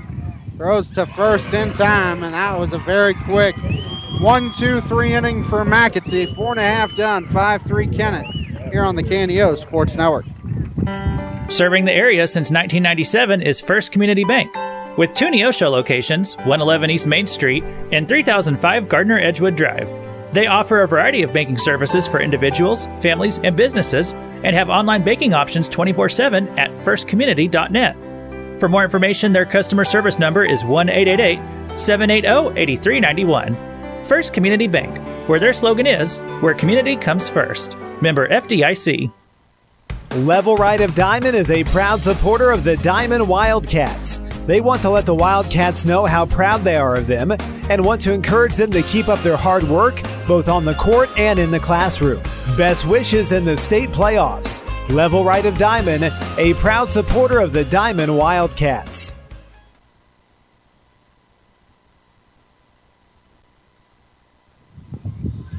We hit the bottom of the fifth. 5, 6, 7 here for Kennett. McKegg, Payne, and Bodkin are the 3 due up. As Caitlin Siri will begin her first full inning of work. Reeder went 3 2/3, 9 hits, 5 runs, 5 earned, 1 base on ball, 5 strikeouts.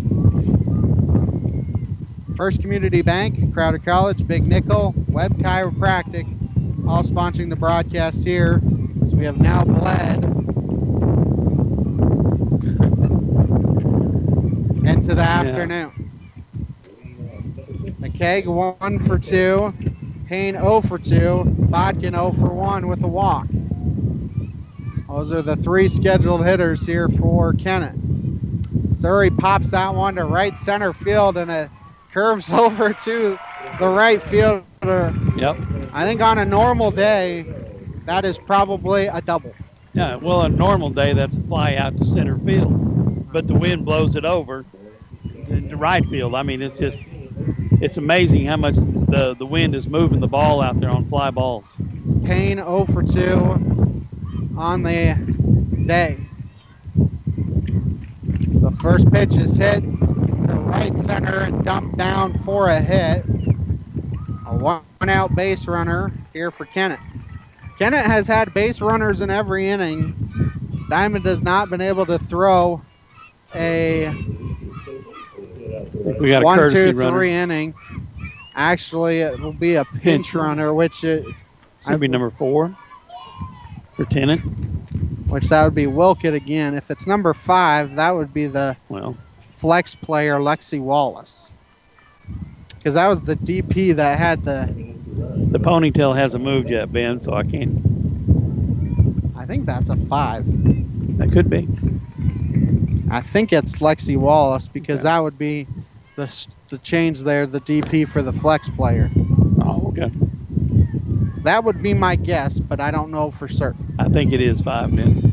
Bodkin comes to the plate. She's 0 for 1. She's also walked. First pitch is swung on and missed, so the count 0-1.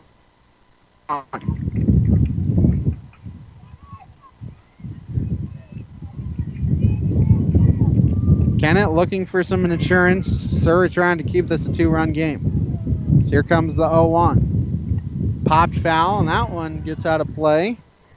The count 0-2. GTC Broadband, Missouri Southern State University, 4-State Sports Report, and the Diamond School District all sponsoring the broadcast. 0-2 the count here on Bodkin. So here comes the 0-2 from Surrey, and that is low. So the count now 1-2. If you're Diamond, you want to get these ones out and not really face the top of the order one more time. Although you would love to face the top of the order one more time in the 7th. Hopefully that would be with a lead. Yeah. Swung on and missed for strike 3. And there are now 2 down for Olivia Raspberry. She flew out to left her last time. She's also struck out.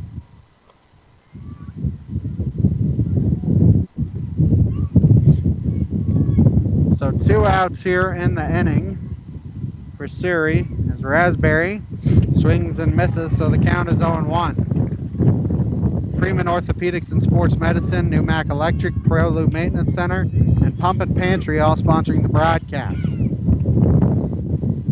0-1 the count here on Raspberry. 0-1 pitch is fouled, and the bat went farther than the ball. Bat broke. Oh. She's still got to hold the handle. The head of the bat come off. Wow. I have never seen that before. Not very often you see a softball or a baseball metal bat break. Everybody was confused. Frazier probably had a play on that one on the foul ball, but she was more wondering what happened with the bat. As here comes the 0-2 from Siri. And that hits the inside corner for strike 3, and that will end the inning. For Kennett, no runs, 1 hit, no errors. They strand 1. Diamond will send 4, 5, and 6 to the plate here in the 6th, needing 2 to tie it up on the KNEO Sports Network. A proud supporter of local high school athletics is Numac Electric. Serving Newton and McDonald County, they provide power for area homes and businesses and want to wish all the athletes much success throughout the season. For online bill pay and account information, the website is numac.com or 417-451-1515. Numac Electric, proudly serving Newton and McDonald County, where their slogan is your touchstone energy partner. Webb Chiropractic at 101 South Washington in Diamond, Missouri is proud to support the Diamond Wildcats, offering a variety of chiropractic services as well as DOT physicals, laser therapy, and more. For a complete listing of the services they offer, the website is webchiro.com. Webb Chiropractic at 101 South Washington Street in Diamond, 417-325-6334 or facebook.com/Webb Chiropractic PC. Go Wildcats!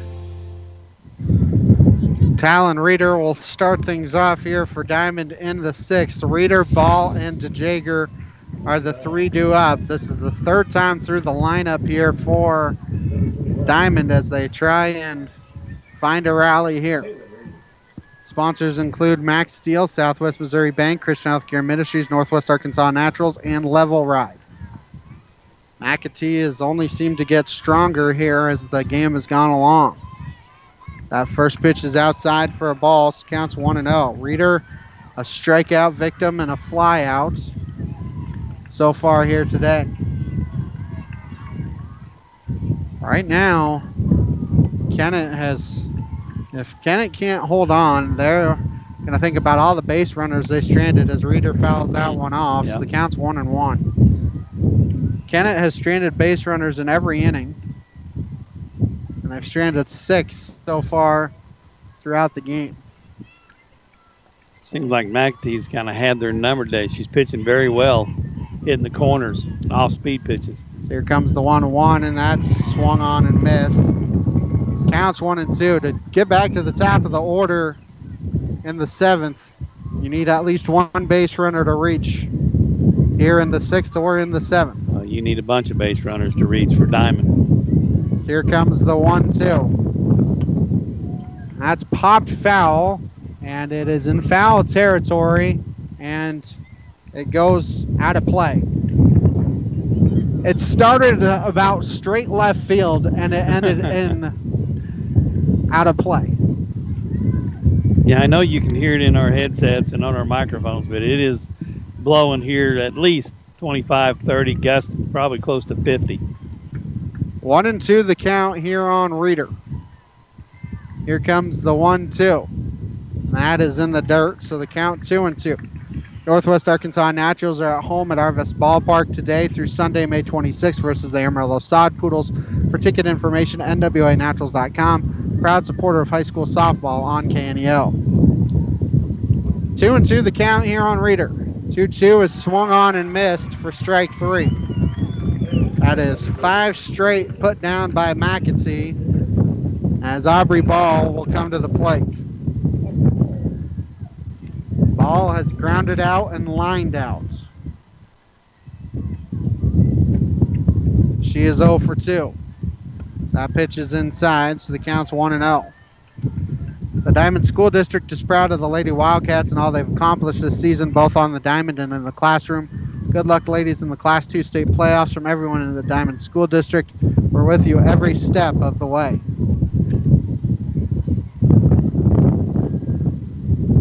here comes the 1-0, and that pitch is hit to left center field. That's going to get down. It'll be a long single for ball, and a one-out base runner here for Diamond.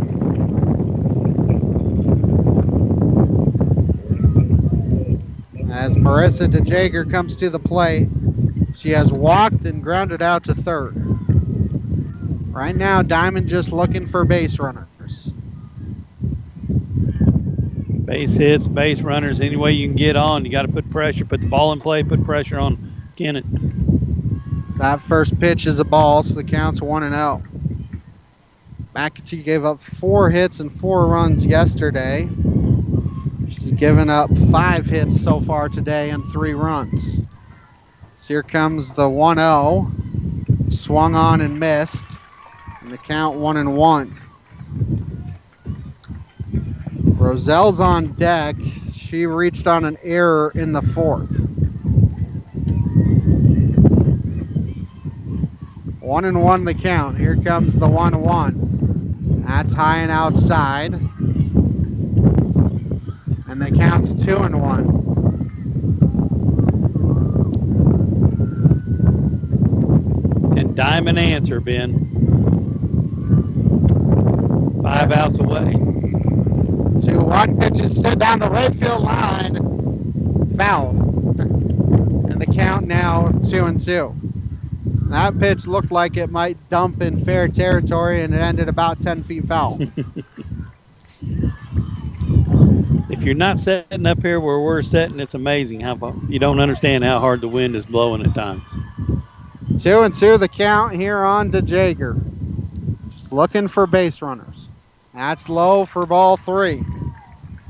DeJager has worked a 3-ball count, all 3 plate appearances. You're just looking to get the next batter up. Here comes the 3-2, and that is outside for ball 4. And the runners are at first and second for Roselle. Roselle reached on an error in the 4th. She's also struck out. Keep up on the latest broadcast ball game schedule. Be sure to like us on Facebook, facebook.com/KNEO Radio. Follow us on X at KNEO 917 Sports. Comes the first pitch to Roselle. That's outside. Counts 1-0. What this does, as long as nobody hits into a double play, you're guaranteeing Frazier and potentially Surrey some at-bats. You still got to get some runs in. Run support. Pitch is high and outside, and the count's 2-0. So all of a sudden, McAtee has lost the strike zone. You're getting into the dangerous. You're hard to say this with your 8-9 hitters, but getting to a dangerous part of the lineup. 2-0 pitch back up the middle. McAtee going to throw to third for an out. It's a 1-5 put out. Again, she just stuck her glove out and it found her. Just reaction. Good hard hit ball right up the middle. She just stuck her glove out and caught it. It's Talon Daniels will come to the plate. She reached on a fielder's choice in the 4th. She's also flown out to right. Here you've got to have, we talk about getting the hits at the right time. You got girls in scoring position. You got to get the hits. So here comes the first pitch to Daniels, and that's outside and low. This counts 1-0. It seems like the wind has picked up here in the last 20 minutes or so. Gusting more than it was before. Yeah. It's the 1-0 pitch is low and outside, and the count's 2-0. Normally, your number 9 hitter, you're okay with getting to. I don't know if you want to get to Cabry Parmley, especially with the bases loaded. She needs to throw strikes, and now we're starting to get a little dust in Tennant's eye as a catcher. So. Yeah. And the home plate umpire also had a little bit of dust in his eyes at one point. It's tough. They did a good job having this field ready, but that old wind is drying it out and getting a little dust blowing. The 2-0 pitch is low, and the count's 3-0, and you have to think Daniels is taking 1, if not 2 pitches here. Yeah, you're going to make sure she has throw strikes at you. She She's probably not swinging away 3-0. And here comes the 3-0 pitch. Taking the entire way, takes a strike. And we'll see if she's taking on 3-1. 3-1 the count here on Talon Daniels. So here comes the 3-1. And she hits it to the pitcher who throws to first. Tied back. In time for the putout. For Diamond, no runs, 1 hit. There were no errors and they strand 2. 5.5 done. It is 5-3 Diamond, or Kennett here on the KNEO Sports Network. Level Right of Diamond is a proud supporter of the Diamond Wildcats. They want to let the Wildcats know how proud they are of them and want to encourage them to keep up their hard work both on the court and in the classroom. Best wishes in the state playoffs. Level Right of Diamond, a proud supporter of the Diamond Wildcats. A proud supporter of local high school athletics is GTC Broadband. They would like to wish all the area teams much success both in the classroom and during their athletic competitions. GTC Broadband is located at 126 South Beaver Avenue in Granby, Missouri, and serve customers in the Granby and Diamond area. They offer internet and telephone service to both homes and businesses. To learn more, their website is www.gtcbroadband.net or by phone at 417-472-6211. You're listening to the home of Webb City Cardinal Athletics, KNEO 91.7 FM, Neosho Joplin. 9-1-2 for Kennett here in the 6th. Katie Taylor, then McAtee and Barton. Anybody who reaches Hadley Wilson will come to the plate. Barton and Wilson had the big blows for Kennett in the bottom of the 4th to give them this 5-3 lead. Diamond will have 9-1-2 due up in their half of the 7th, but you have to keep this at a 2-run deficit. Yeah, Diamond had their chances in the last inning, couldn't get the hit at the right time. Taylor 1 for 2. She swings and misses. Counts 0-1. Class 5 state quarterfinal on Saturday as Webb City will travel to Kearney. Don't have a start time for that game yet, but we'll have that game for you on KNEO as that pitch is spoiled foul. And the count's 0-2. E-Fan there. The fan tried to make a one-handed catch and couldn't. Don't you understand? You got to have two. 2 hands, Ben, on the catch, right? 0-2 the count here on Taylor. Here comes the 0-2 from Surrey. And she does not offer at it.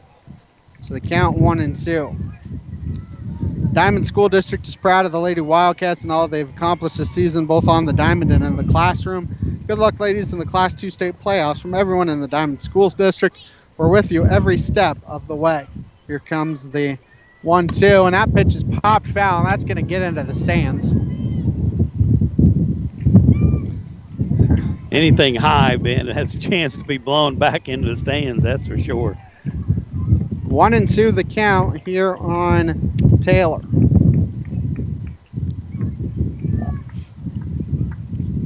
As she steps back into the box. Here comes the 1-2 pitch. 1-2 is foul tipped, and she stays alive.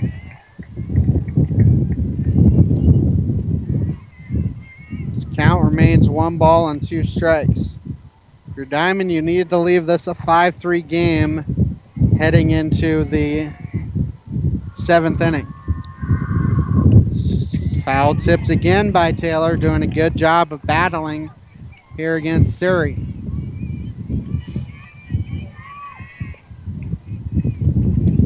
So the count remains 1-2. So here comes another 1-2 pitch. Swung on and missed for strike 3. That is the 3rd strikeout for Surrey as McAtee will come to the plate. She's 2 for 3. 2 singles and a ground out. The ground out was a hard ground out that Taylor at shortstop had to make a diving play on. 1 out here as McAtee steps out as Surrey and Frazier not on the same page. So here comes the first pitch, and that hits the outside corner. Counts 0-1.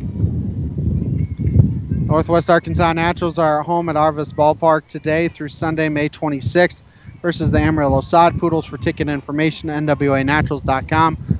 Proud supporter of high school softball on KNEO. She just sticks a bat out there, and Reeder grabs it at second base. And there are 2 down now. That's a big second out. Lauren Barton comes to the plate. She's 2 for 3 as well. If you can get a 1-2-3 inning here and score at least 2, it would be 3-4-5 for Kennett in the 7th. Here comes the first pitch from Surrey. That's over the outside corner, so the count's 0-1. Level Ride, Northwest Arkansas Naturals, Christian Healthcare Ministry, Southwest Missouri Bank, and Max Steel, all sponsoring the broadcast. Here comes the 0-1 pitch from Barton. To Barton, and she fouls it off, and the count's 0-2. That's what Diamond needs. You need to shut down inning. I mean, and Kennett, all they're thinking about is the top of the 7th. As Barton has an 0-2 count. 0-2 from Surrey, swung on and missed for strike 3. That will end the inning. Diamond needs 2 to see their season continue. 3 for the lead in the top half of the 7th. Back in 60 seconds on the KNEO Sports Network. So, you believe in God. That means you'll go to heaven, right? Well, that depends on how you define the word believe. Billy Graham. The Bible says the devil believes and trembles, but the devil's not going to heaven. You can believe in God. You can believe in Christ. You can believe in the church. You can believe in the Bible, but that won't get you to heaven. It's more than that. The word believe means to commit. It means to surrender. I'm asking you tonight to commit, to stand on, to receive Christ as your Lord and your Master and your Savior. Let Him forgive the past, give you a new dimension of living. Write your name on the book of life. Make sure you're going to heaven. If you're ready to take that step and believe that Jesus is your Savior, let's talk now at 855-255-PRAY. 855-255-PRAY. We're the Billy Graham Evangelistic Association. Cabry Parmley, Grace Frazier, and Caitlin Surrey are the 3 scheduled hitters for Diamond here in the 7th. McAtee has worked around some trouble. She had a 1-2-3 first, a 1-2-3 fifth. Diamond needs at least 2 to send this to the bottom of the 7th inning. Parmley 1 for 2, Frazier 1 for 3, Surrey 1 for 3. Diamond only 5 hits in the game. Parmley's the one that's been the spark plug. Get him going. Let's see if she can do it right here. That pitch is high for a ball. So counts 1-0. You're just trying to reach any way possible. Freeman yes. Freeman Orthopedics and Sports Medicine, New Mac Electric, Prolu Maintenance Center, Pump and Pantry, all sponsoring the broadcast. 1-0 the count here on Parmley. That pitch is fouled, out of play. Count 1-1. Any way possible to get on base. Lay a bunt down, his single, hit the ball, make sure you hit the ball, make sure you put it in play. Put pressure on the defense here to make them make plays. So here comes the 1-1. That's fouled off. The catcher can't make a play. And the count 1-2. Your 2 seniors will get one more at bat in Frazier and Surrey. Just a question of if anybody will be on to try and tie the contest. I don't think you're going to see a home run today, so you're going to have to string together some hits. Yeah, the wind is blowing straight in. You're not going to see anything over the fence today. So here comes the 1-2, and that ball hit through the right side, and the right fielder can't grab it. I think they were going to potentially try and see if they could throw her out. Yeah, they were going to try to throw her out. But it's a single for Parmley, and that's the first base runner that you need if you're Diamond. I mean, it's any hard hit shot, out there to right field. That's what they do. They try to throw them out at first. About like a throw from third. Frazier will come to the plate. She's 1 for 3. You're just looking to bring the next batter up with runners on. As she takes a called strike, and the count's 0-1. Diamond has been behind before in games, but I don't know that they've been into the 7th behind that much this year. Mm-hmm. I mean, here's the chance right here. Parmley's got him at spark. See if they can carry it on. She's going to try and bunt her way on. A good bunt, and McAtee can't field it. No one's covering third, and runners will be at first and third for Diamond. I think you got to give her a single there, Daryl, because it was going to be a tough play for McAtee. And the tying run is at first, and the speedy Grace Frazier. Yeah, even if she feels it clean, I don't think she makes the play at first base. And great awareness that, the third baseman's off the bag. Shortstop didn't go to third, and Parmley gets all the way to third base. Now we got first and third, nobody out. And I would bet Frazier tries and takes second at some point. And I think that's what Kennett is going to talk about. The coaches. Surrey 1 for 3 on the afternoon. Turner has the big double, a 3 RBI double in the third. The Diamond fans are getting to their feet, trying to rally the troops here. You got your senior pull through with Frazier with a great bunt, just absolutely perfect bunt. Right in the spot where you really can't make a play on her. And now you got Surrey coming up. Another senior. See if she can find a way to get on. She's 1 for 3. She singled in the third, flew out to right in the fifth, and struck out in the first. Kennett's just looking for an out. They don't care where. No, they don't care where. They'll give up a run, potentially, just to get an out. And I think they're more concerned about Frazier at second. Ball hit a mile high in the infield, and the second baseman grabbed it for out number 1. Is Surrey a little bit too eager there? That's just what Kennett needed right there, was just a high fly ball that goes nowhere. I mean, easy out. Base runners doesn't get a chance. Not on the ground. They don't get a chance to score. Lauren Turner 1 for 3. She had a 3 RBI double in the third. If she could find a gap, Frazier would have a chance to come around and score. Just have to hit it solid and make sure Kennett has to make a play on it. First pitch is spoiled foul, and catcher can't make a play, count 0-1. GTC Broadband, Missouri Southern State University, 4-State Sports Report, Diamond School District, all sponsoring the broadcast. Last time Diamond had, base runners on and runners in scoring position, they couldn't get the hit. They've got to produce right now. Or they will finish second. Yeah, I mean, it's and Kennett's just looking for an out, looking for something. They got one out. Yeah, they don't care where the second out is, as long as they can get an out.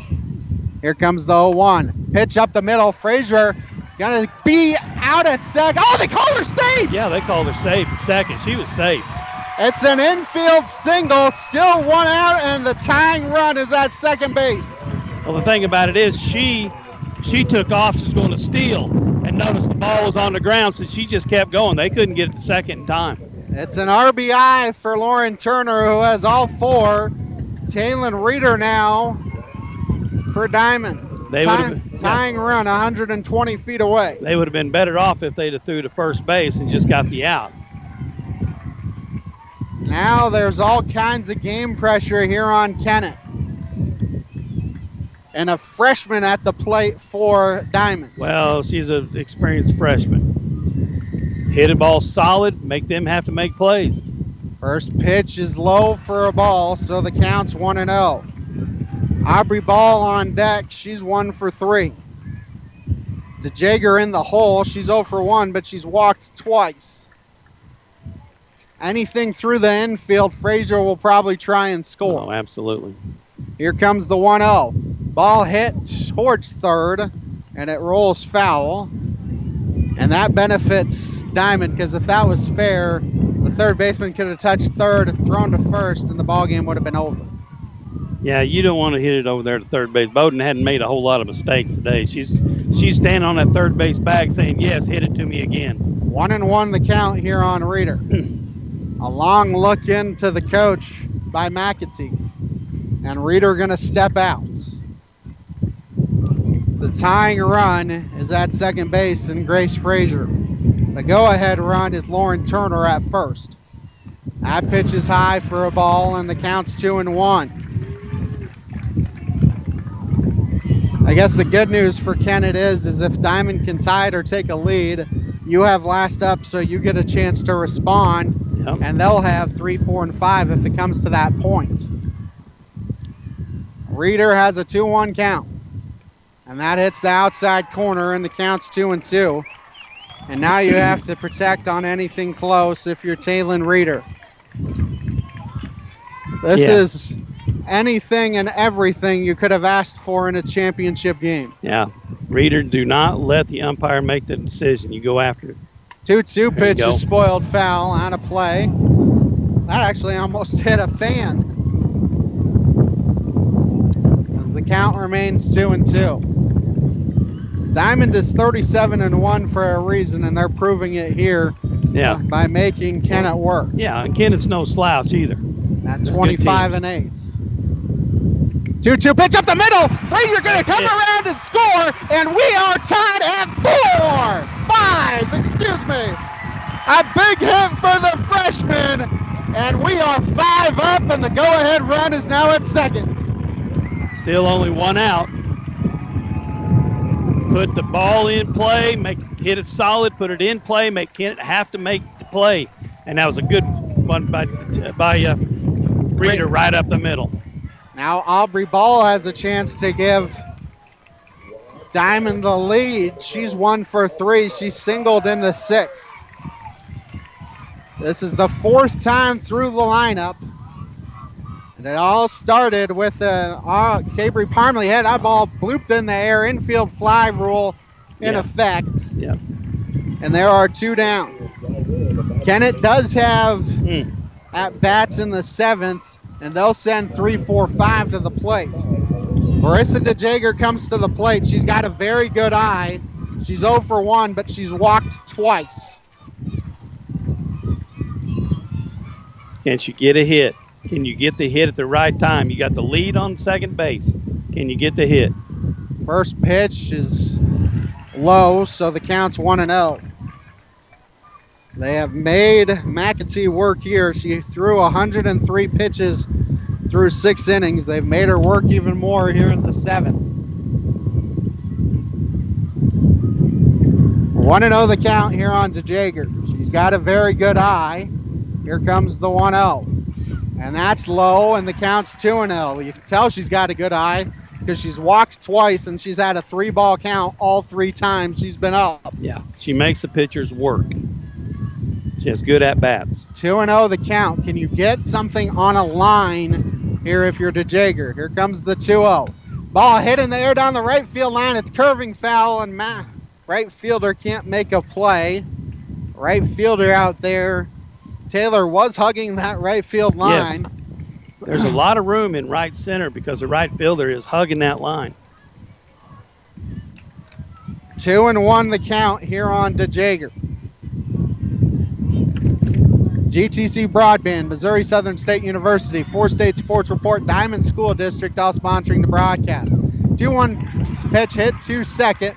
Throws to first in time for the putout.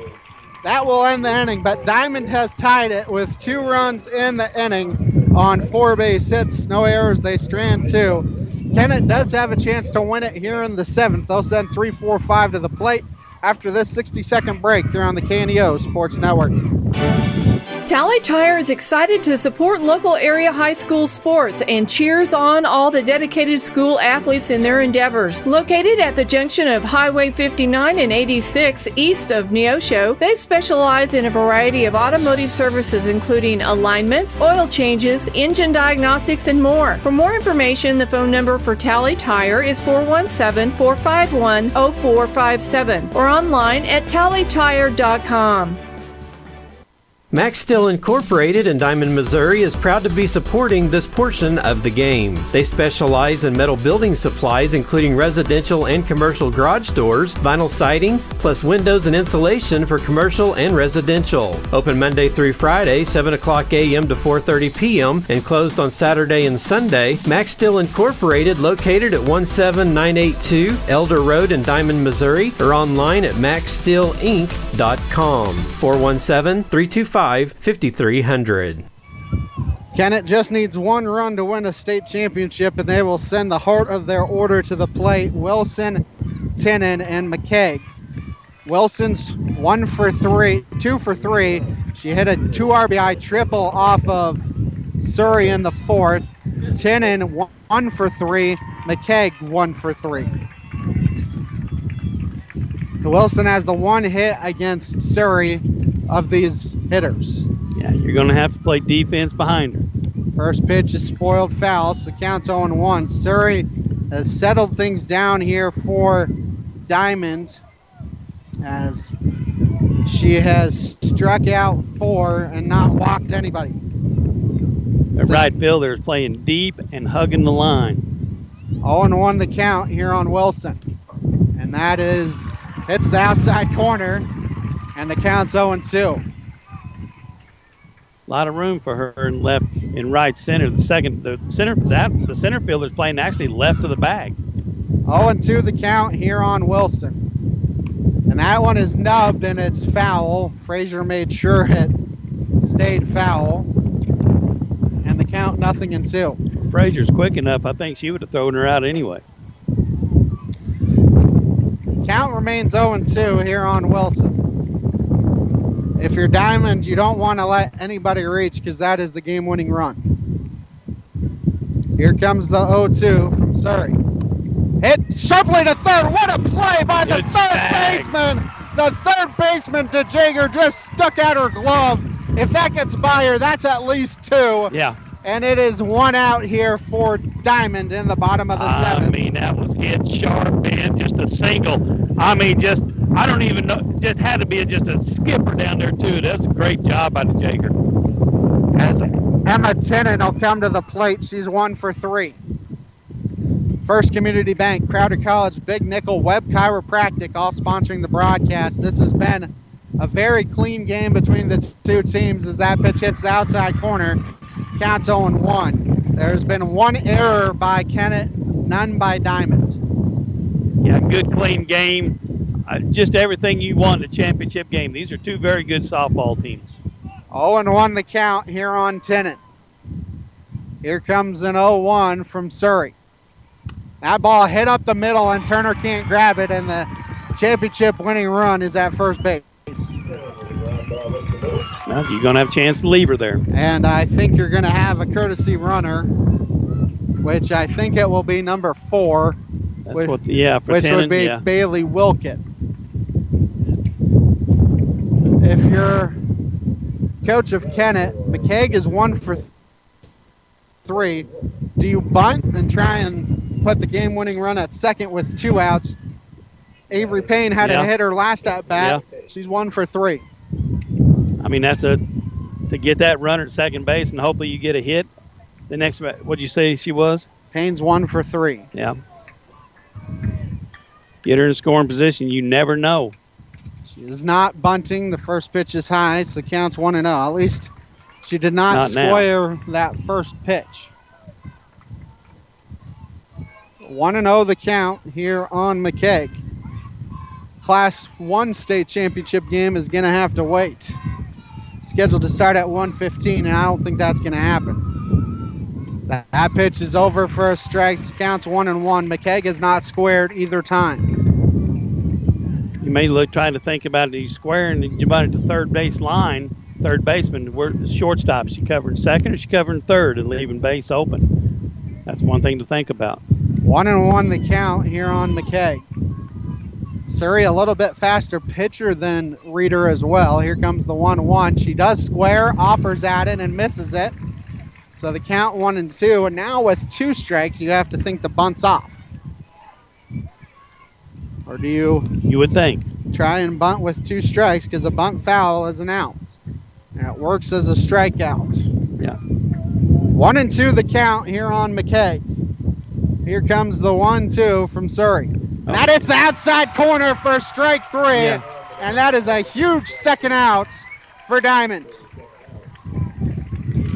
That was a good pitch right on the outside part of the plate. That is the 5th strikeout for Caitlin Surrey.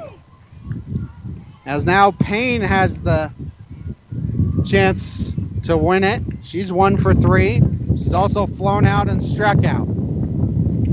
She hit a single against Surrey. They're going to try to steal second, and she's out! What a throw by Grace Frazier to end the inning. It is a 2-6 put out, and that ends the inning for Kennett in the inning. No runs, 1 hit, no errors, and they strand nobody.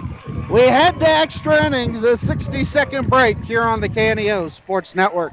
Southwest Missouri Bank in Neosho serves the Neosho area from 2 locations. They offer business banking services including checking and savings accounts, business loans, and electronic banking. Learn more online at smbonline.com. Southwest Missouri Bank, a proud sponsor of community broadcasting on KNEO, equal housing lender, member FDIC, where their slogan is Southwest Missouri Bank, we can do that. Crowder College, your future, our focus. At Crowder College, we have 6 convenient locations in Southwest Missouri and online programs to fit your needs. Flexible scheduling provides a pathway to a career or the opportunity to transfer to a 4-year university in a variety of programs. Cheer for the Rough Riders at athletic events. Use the Missouri A+ Scholarship Program for free tuition and common fees. At Crowder College, your future is our focus. Apply today at crowder.edu. A nonprofit organization, a sponsor of KNEO. 7, 8, 9 due up for Diamond here in the 8th. Roselle, Daniels, and Parmley. Parmley is the one that started the rally for Diamond in the 7th. Probably started in the 3rd as well. Correct. Yeah, I mean she's been the spark plug Parmley has. But like I said, these girls here, they got to go. They've got some momentum. They came back and tied it. They got the 3 outs. Let's see if they can pull ahead. That first pitch is a ball, so the count's 1-0. Roselle has reached twice, but she's 0 for 3. She reached on an error in the 4th and on a fielder's choice in the 6th. Got to see if you can put the bat on the ball, put pressure on Kennett. Here comes the 1-0. And that's high, and the count's 2-0. If you're Diamond, I don't want to say need to score 1, but you would love to score 1 and put pressure so that way 1 run doesn't beat you if Kennett can get runners on in the bottom half. Yeah, you got to score. So here comes the 2-0, and she's taking the entire way, and that's low, and the count's 3-0. Have to think Roselle is taking 1, if not 2 pitches here. Yeah, you're going to make sure that pitcher can throw strikes. I mean, if you can get on base, that's what they want is base runners right now. McAtee has thrown 123 pitches through 7 innings. As here comes the 3-0, and that's low for ball 4. Leadoff walk. What that does, too, is it potentially brings Grace Frazier to the plate as well. Talon Daniels is 0 for 3, but she reached on a fielder's choice in the 4th. You have to think McAfee would be tiring at some point. 123 pitches through 7 innings. I know you're using a different arm slot than baseball, but that's a lot of pitches for anybody. That is. Especially after 101 yesterday. As Daniels was swinging away and fouls it off, so the count's 0-1. Still got to put the ball in play. I don't think she's going to sit there and walk you in. So you're going to have to put the ball in play. I was wondering if they would try and bunt her over to second, but Daniels was swinging away there. Swinging, yeah. That one is hit to second. Second baseman throws to first. So it works just as well as a bunt. The fielder's choice allows Roselle to second, and now one of the best hitters for Diamond yesterday and today, Parmley, comes to the plate. She's 2 for 3. The go-ahead run, once again now, 120 feet away. 120 feet away. You want that run to come in and score and put pressure on Kennett in the bottom half of the inning. Diamond 3 runs in the 3rd, 2 in the 7th to tie it.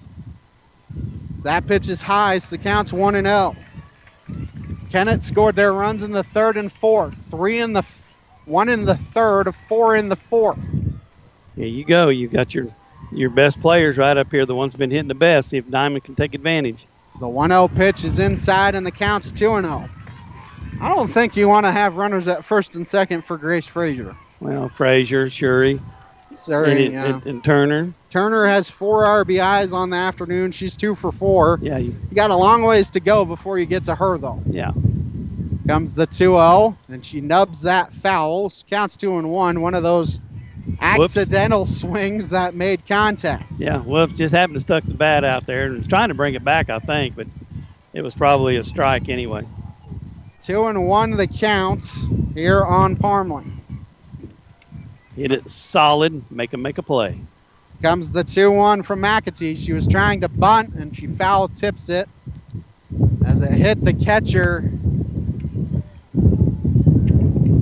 Yeah, I think the umpire, umpire just letting Tennant have just a little bit of extra time. Tennant's okay. She's back here waiting on it.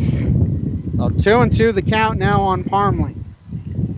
Now you got to think, if Kennett can strand the runner, they're going to have all kinds of momentum going into the bottom of the 8th. Sure. You can't they'll send their 6, 7, and 8 hitters up, though. What are we talking about? The timely hits. You've got to have a timely hit to put pressure on the and defense. And here it is. She's out there at second base.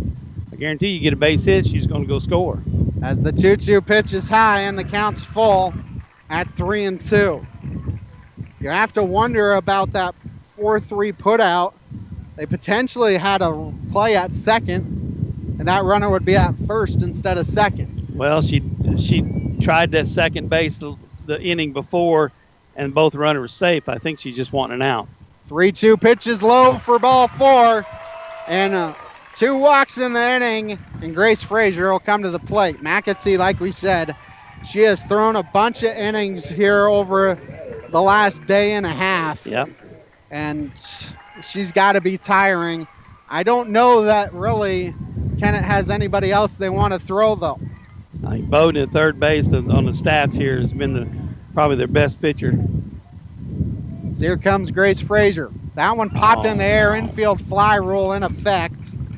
And there are 2 outs now for Caitlin Surrey. Surrey is 1 for 4. She singled in the third, flew out to right in the 5th, and popped out to second in the 7th. That's exactly what Kennett needed, just an easy pop-up that didn't go anywhere for the second out. It's not hit hard. They didn't have to make a play. All they had to do is make a catch. Let's see if Surrey can. Surrey just needs to shorten her swing here. She's had some long swings, seeming like she's trying to swing for the fences on a day where you're not going to hit the ball out. First pitch to Surrey, line to left. It's going to drop. They're going to send the runner home. It gets by the left fielder. One run going to come in and score. They're going to send the second runner. And in at third, it is a triple. And now Surrey going to try and score. And she is safe. It's a triple, and then a bobble out in left field allows Surrey to come all the way home. 3 runs in the inning for Diamond. There's your hit, Darryl. Oh, my gosh. I mean, it's a great hit. We were going to take the lead at 1-0, but bless her heart, the left fielder just it took a skip hop, and in it hit. It had a lot of spin on it. When it hit the ground, it just jumped to the left and went right by the second left fielder. I mean, she thought she was in great shape. And then the overthrow, and they got the ball, got away at home plate. Surrey got to score to take a 3-run lead going into and still just 2 outs. Lauren Turner will come to the plate. She's 2 for 4. She pops that one foul out of play. Counts 0-1. We're at the top of the 1 o'clock hour. You're listening to KNEO 91.7 FM. Neosho Joplin live online at kneo.org.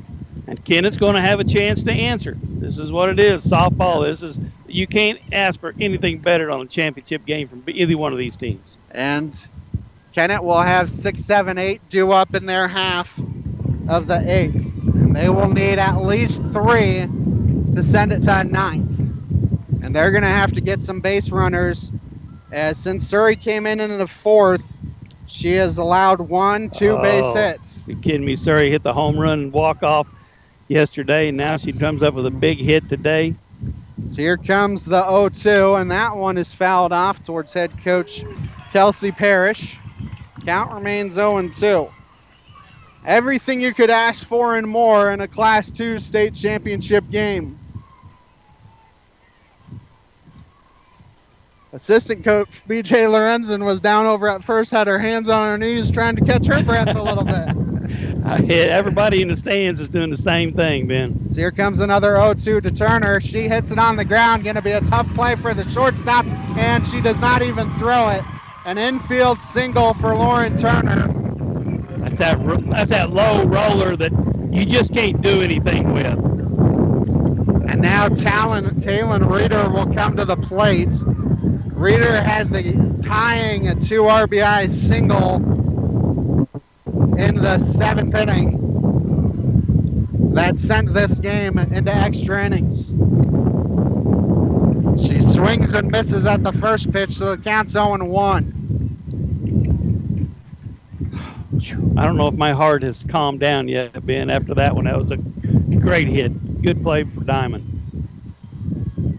As the 0-1 pitch, she fouls off herself, so the count 0-2.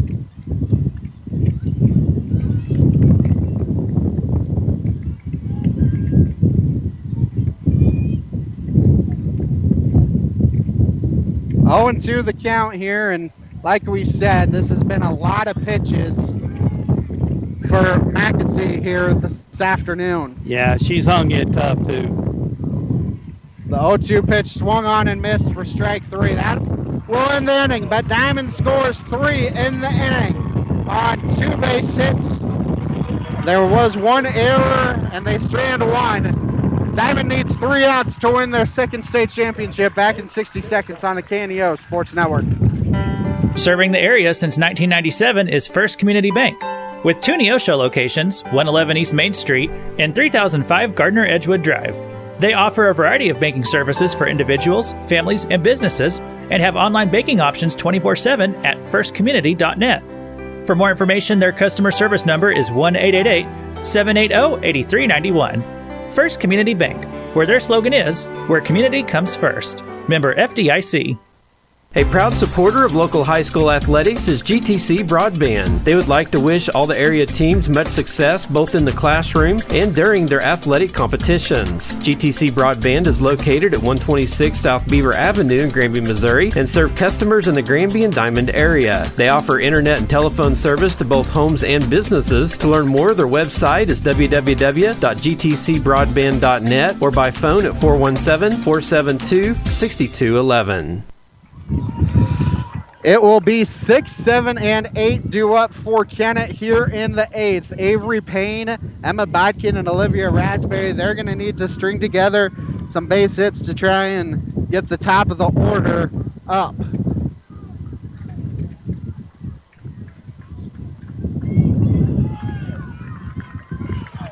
So Payne was at bat when the runner got thrown out at second to end the 7th. She's 1 for 3. See if can Surrey throw strikes and Diamond make plays behind her?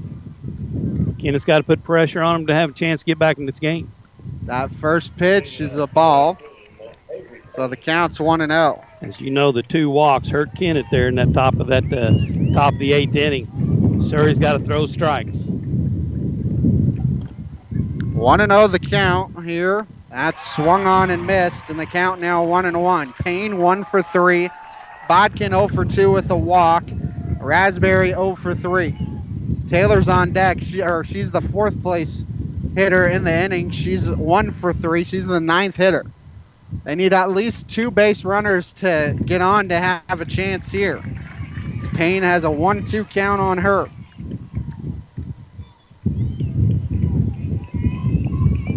Diamond has an 8-5 lead here in the bottom of the 8th. Surrey has settled things down. That pitch is hit out to right field. It's curving foul, and it's going to get in foul territory. And like we've mentioned multiple times, I don't think you can see how much it curves unless you're seated where we are. Yeah, where we are. I mean, that ball is a fly ball to right field. But with the wind going on, it's moving it at least 15 yards. 1-2 the count here on Payne.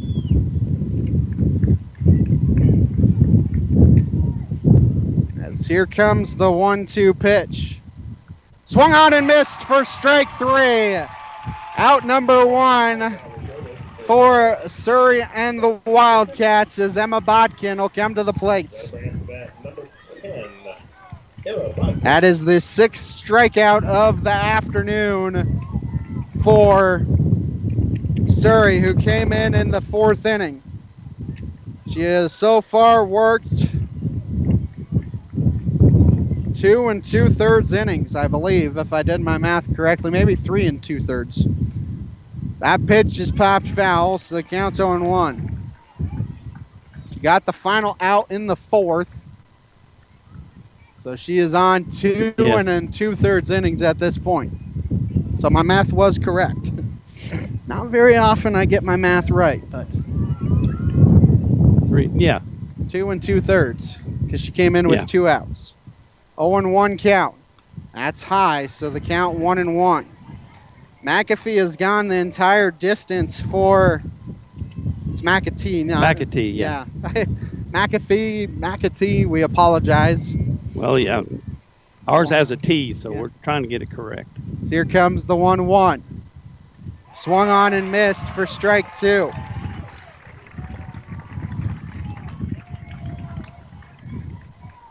Oh, 2 the count here on Bodkin. We always talk how walks and errors will kill you. All 3 of those runs that scored for Diamond. So that pitch is high. So the count's 2-2. In the 8th, 2 of them were walks, and Surrey scored on an error.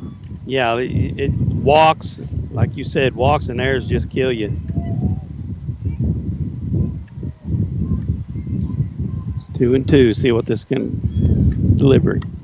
Popped in the air. It's going to stay in play, and Frazier grabs it for out number 2. An excellent play there by Grace Frazier. And the 2 seniors, Frazier grabbed the pop fly. Surrey was right there. The 2 seniors gave each other a hug. Still got 1 out to go. The championship out is the hardest out to get. Yes. And I think hardest we have a pinch hitter here, number 22, Lindley Patterson, is going to bat for Kennett. This is a tough situation for her to come in on. Yeah, it is. Maybe the coach just wanted to get her a bat, but this is absolutely tough. She is a freshman as well, as that pitch hits the inside corner, and the count is 0-1. Especially when you haven't seen Surrey all day. You know, you haven't been up to the plate, and this is tough for her. 0-1 the count here on Patterson. And now head coach Kelsey, I believe it's Patterson. I believe you are. Yes, you are correct. She had a question. Parrish, excuse me. Sorry. Yeah, we apologize for that. 0-1 the count. Diamond looking for their 2nd state championship in 3 years. And for the Class 2 state championship softball title to stay in Southwest Missouri. Pitch is over for a strike. And Diamond is 1 strike away from a dog pile. Oh, my, yeah. It will be a big celebration. Everybody in the stands is up. They're clapping, they're cheering, they're stomping their feet. They are ready to celebrate if we could just get 1 more. So here comes the 0-2 pitch from Surrey, and that is in the dirt. And the count is 1-2. Patterson is just trying to move the line. 1-2 the count here on Patterson. Here comes a 1-2 from Surrey. Popped in the air, foul, and that's going to curve out of play. So Patterson keeps herself alive. Staying alive, getting a piece of it. She can just put it in play. You never know. You never know if you just put 1 in play. The Diamond looking for 1 more strike or 1 more ground out or fly out, one of the 2. 1-2 the count here on Patterson. Here comes the 1-2. Swung on and missed for strike 3, and Diamond has won their second state title in 3 seasons. And a mob out there on the mound, and the 2 seniors right there in front of the mound are hugging, and rightly so. The whole stands is just standing up cheering. They're just mobbing each other right there on the mound. I mean, you can't ask for any better, like you said, Ben, any better state championship game than this one right here. And all the credit to Kennett, too. They are a very good softball team. Diamond finishes the year at 38-1. Kennett finishes the season at 25-9. One of the more dominant programs in the state of Missouri. Diamond gets their second state championship in 3 years, and it's the second state championship for Diamond in school history. Congratulations to the Lady Wildcats. The post-game show is sponsored by Crowder College.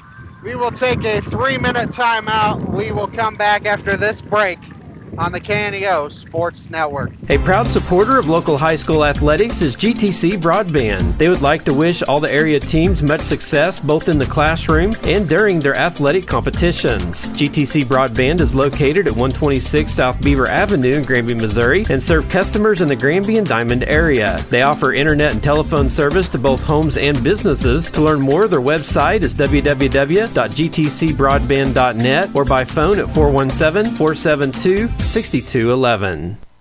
Level Right of Diamond is a proud supporter of the Diamond Wildcats. They want to let the Wildcats know how proud they are of them and want to encourage them to keep up their hard work both on the court and in the classroom. Best wishes in the state playoffs. Level Right of Diamond, a proud supporter of the Diamond Wildcats.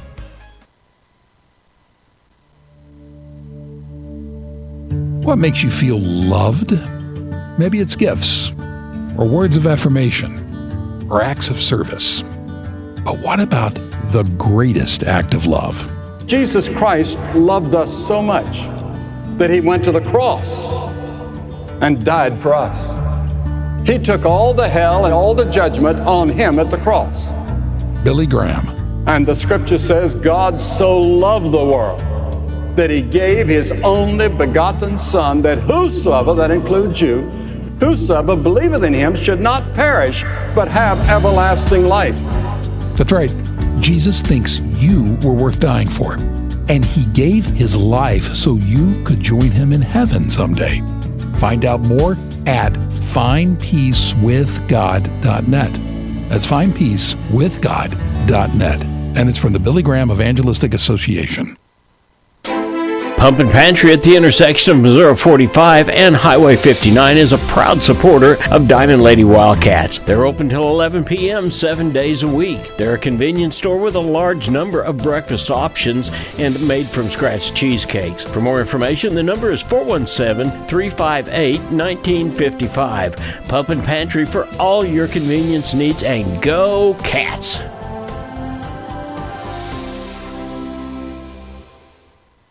Max Steel Incorporated in Diamond, Missouri is proud to be supporting this portion of the game. They specialize in metal building supplies including residential and commercial garage doors, vinyl siding, plus windows and insulation for commercial and residential. Open Monday through Friday, 7 o'clock a.m. to 4:30 p.m. and closed on Saturday and Sunday. Max Steel Incorporated located at 17982 Elder Road in Diamond, Missouri, or online at maxsteelinc.com. 417-325-5300. The post-game show sponsored by Crowder College and Darrell. You're 38-1 on the season, and this Diamond team proved their mettle here this year. You're down 2 in the 7th inning.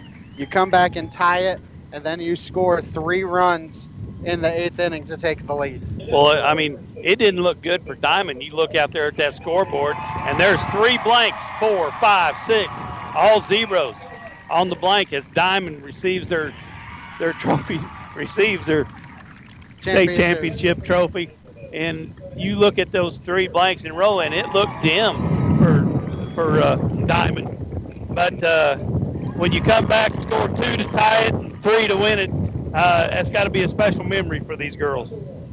Yeah, you think about it. I mean, this Diamond team, they have won their second state title in 3 years, and they're only losing 2 seniors. Yes, those 2 seniors are 2 very big seniors, but you're only losing 2 seniors, and your starting pitcher, Taylon Reeder, is coming back. Yeah, Reeder's coming back. You need to find a catcher for, and look at the 2 seniors that's leaving. Surrey's going to go play softball at Labette County. Yeah, I believe that's correct. And Frazier, she's the point guard for the basketball team. She's going to Southern to play. You talk about 2 very good athletes that you're going to have to replace. It's going to be tough, but they got a good core there to have a good year next year. Yeah, they should be just as dominant. I don't think you can go 38-1 again. I don't know if you can get to that point, but still yet. What a way to end their career, end the year, end their season, and end the career of Frazier and Surrey. Yeah, and like you said there at the end, you notice there was a big dog pile in the middle. Oh, yeah. Guess who went to each other? Surrey and Frazier kind of had a moment to themselves in front of the pitcher's circle. They're out in front of the mound, and they're just hugging each other. The rest of the crowd, they're just all in that circle, dogpiling one another. But they had to have that special moment where they had to, they could hug, and they did. And then they went back out and helped dogpile the rest of them. As the Diamond Lady Wildcats and Caitlin Surrey, the big blow there in the 8th inning. You think about Lauren Turner. She finished with 4 RBIs on the night as well. Oh, absolutely. You talk about all this stuff, Surrey with the big hits on both games that we've watched up here, the state championship game, but everything else. And don't forget Parmley at the 9th batter. She's been the spark plug of everything that we've seen up here, Ben. And I mean, when she gets it going, that 9th hitter, and you got the top of the lineup coming up with Frazier and Surrey and Turner and Reeder. Yeah, I mean, those girls just produced. They have to produce for a championship season like they've had today. Turner finished 3 for 5 with 4 RBIs. Caitlin Surrey had the big blow. She finished 2 for 5 with 2 RBIs. Taylon Reeder had the game-tying RBI single in the 7th. She finished 1 for 5. And then you look at the bottom of the lineup. You talk about table setting. Cabry Parmley, 2 for 3 and walked, and she scored 3 runs. Yeah, you cannot express the amount of what that does. I mean, I coached softball for a couple years. It's like you like that 9th hitter to be fast, quick, and be able to get on base because the top of the lineup's right behind her. She did a great job. Parmley did a great job. Taylon Reeder got a no decision, 3 2/3 innings, 9 hits, 5 runs, 5 earned, 1 base on ball, 5 strikeouts. Caitlin Surrey picks up the win in relief, 4 1/3 innings, 2 hits, no walks, and 7 strikeouts. Yeah, I'm sorry. And Reeder did a good job coming in, and Surrey did a good job. They both complement each other very well. And like I said, you can't ask for a better state championship softball game than this was. 2 very good teams going at it, and Diamond just happened to have the 2 big innings in the 7th and 8th inning to seal the win. The score of any athletic event is generally forgotten over time, but the actions of players, coaches, and spectators leave lasting impressions. The next time you attend a high school game, think of how history will remember you. Choose good sportsmanship and help rekindle the spirit of citizenship. Remember, the lessons you teach today will help develop better citizens in our communities for tomorrow. This message was brought to you by your friends at the Missouri State High School Activities Association and KNEO Radio. I want to thank all the sponsors that have been able to help us broadcast these 4 Diamond games that we have done through their run, and we want to thank all of them. We want to thank Luke Taylor back in the KNEO studios, as he has been our board op here for the past 2 days. And for Coach Daryl Harbaugh, I am Ben Wolcott saying so long here from the Killian Complex in Springfield, the post-game show sponsored by Crowder College. Diamond is your Class 2 state champions in spring softball. We now join a Disciples View here on KNEO. This has been a live production of KNEO Sports. This broadcast may not be reproduced or retransmitted without the express written consent of the KNEO Sports Network. This has been a sporting outreach of the KNEO Sports Network, reaching into communities to make a difference for eternity.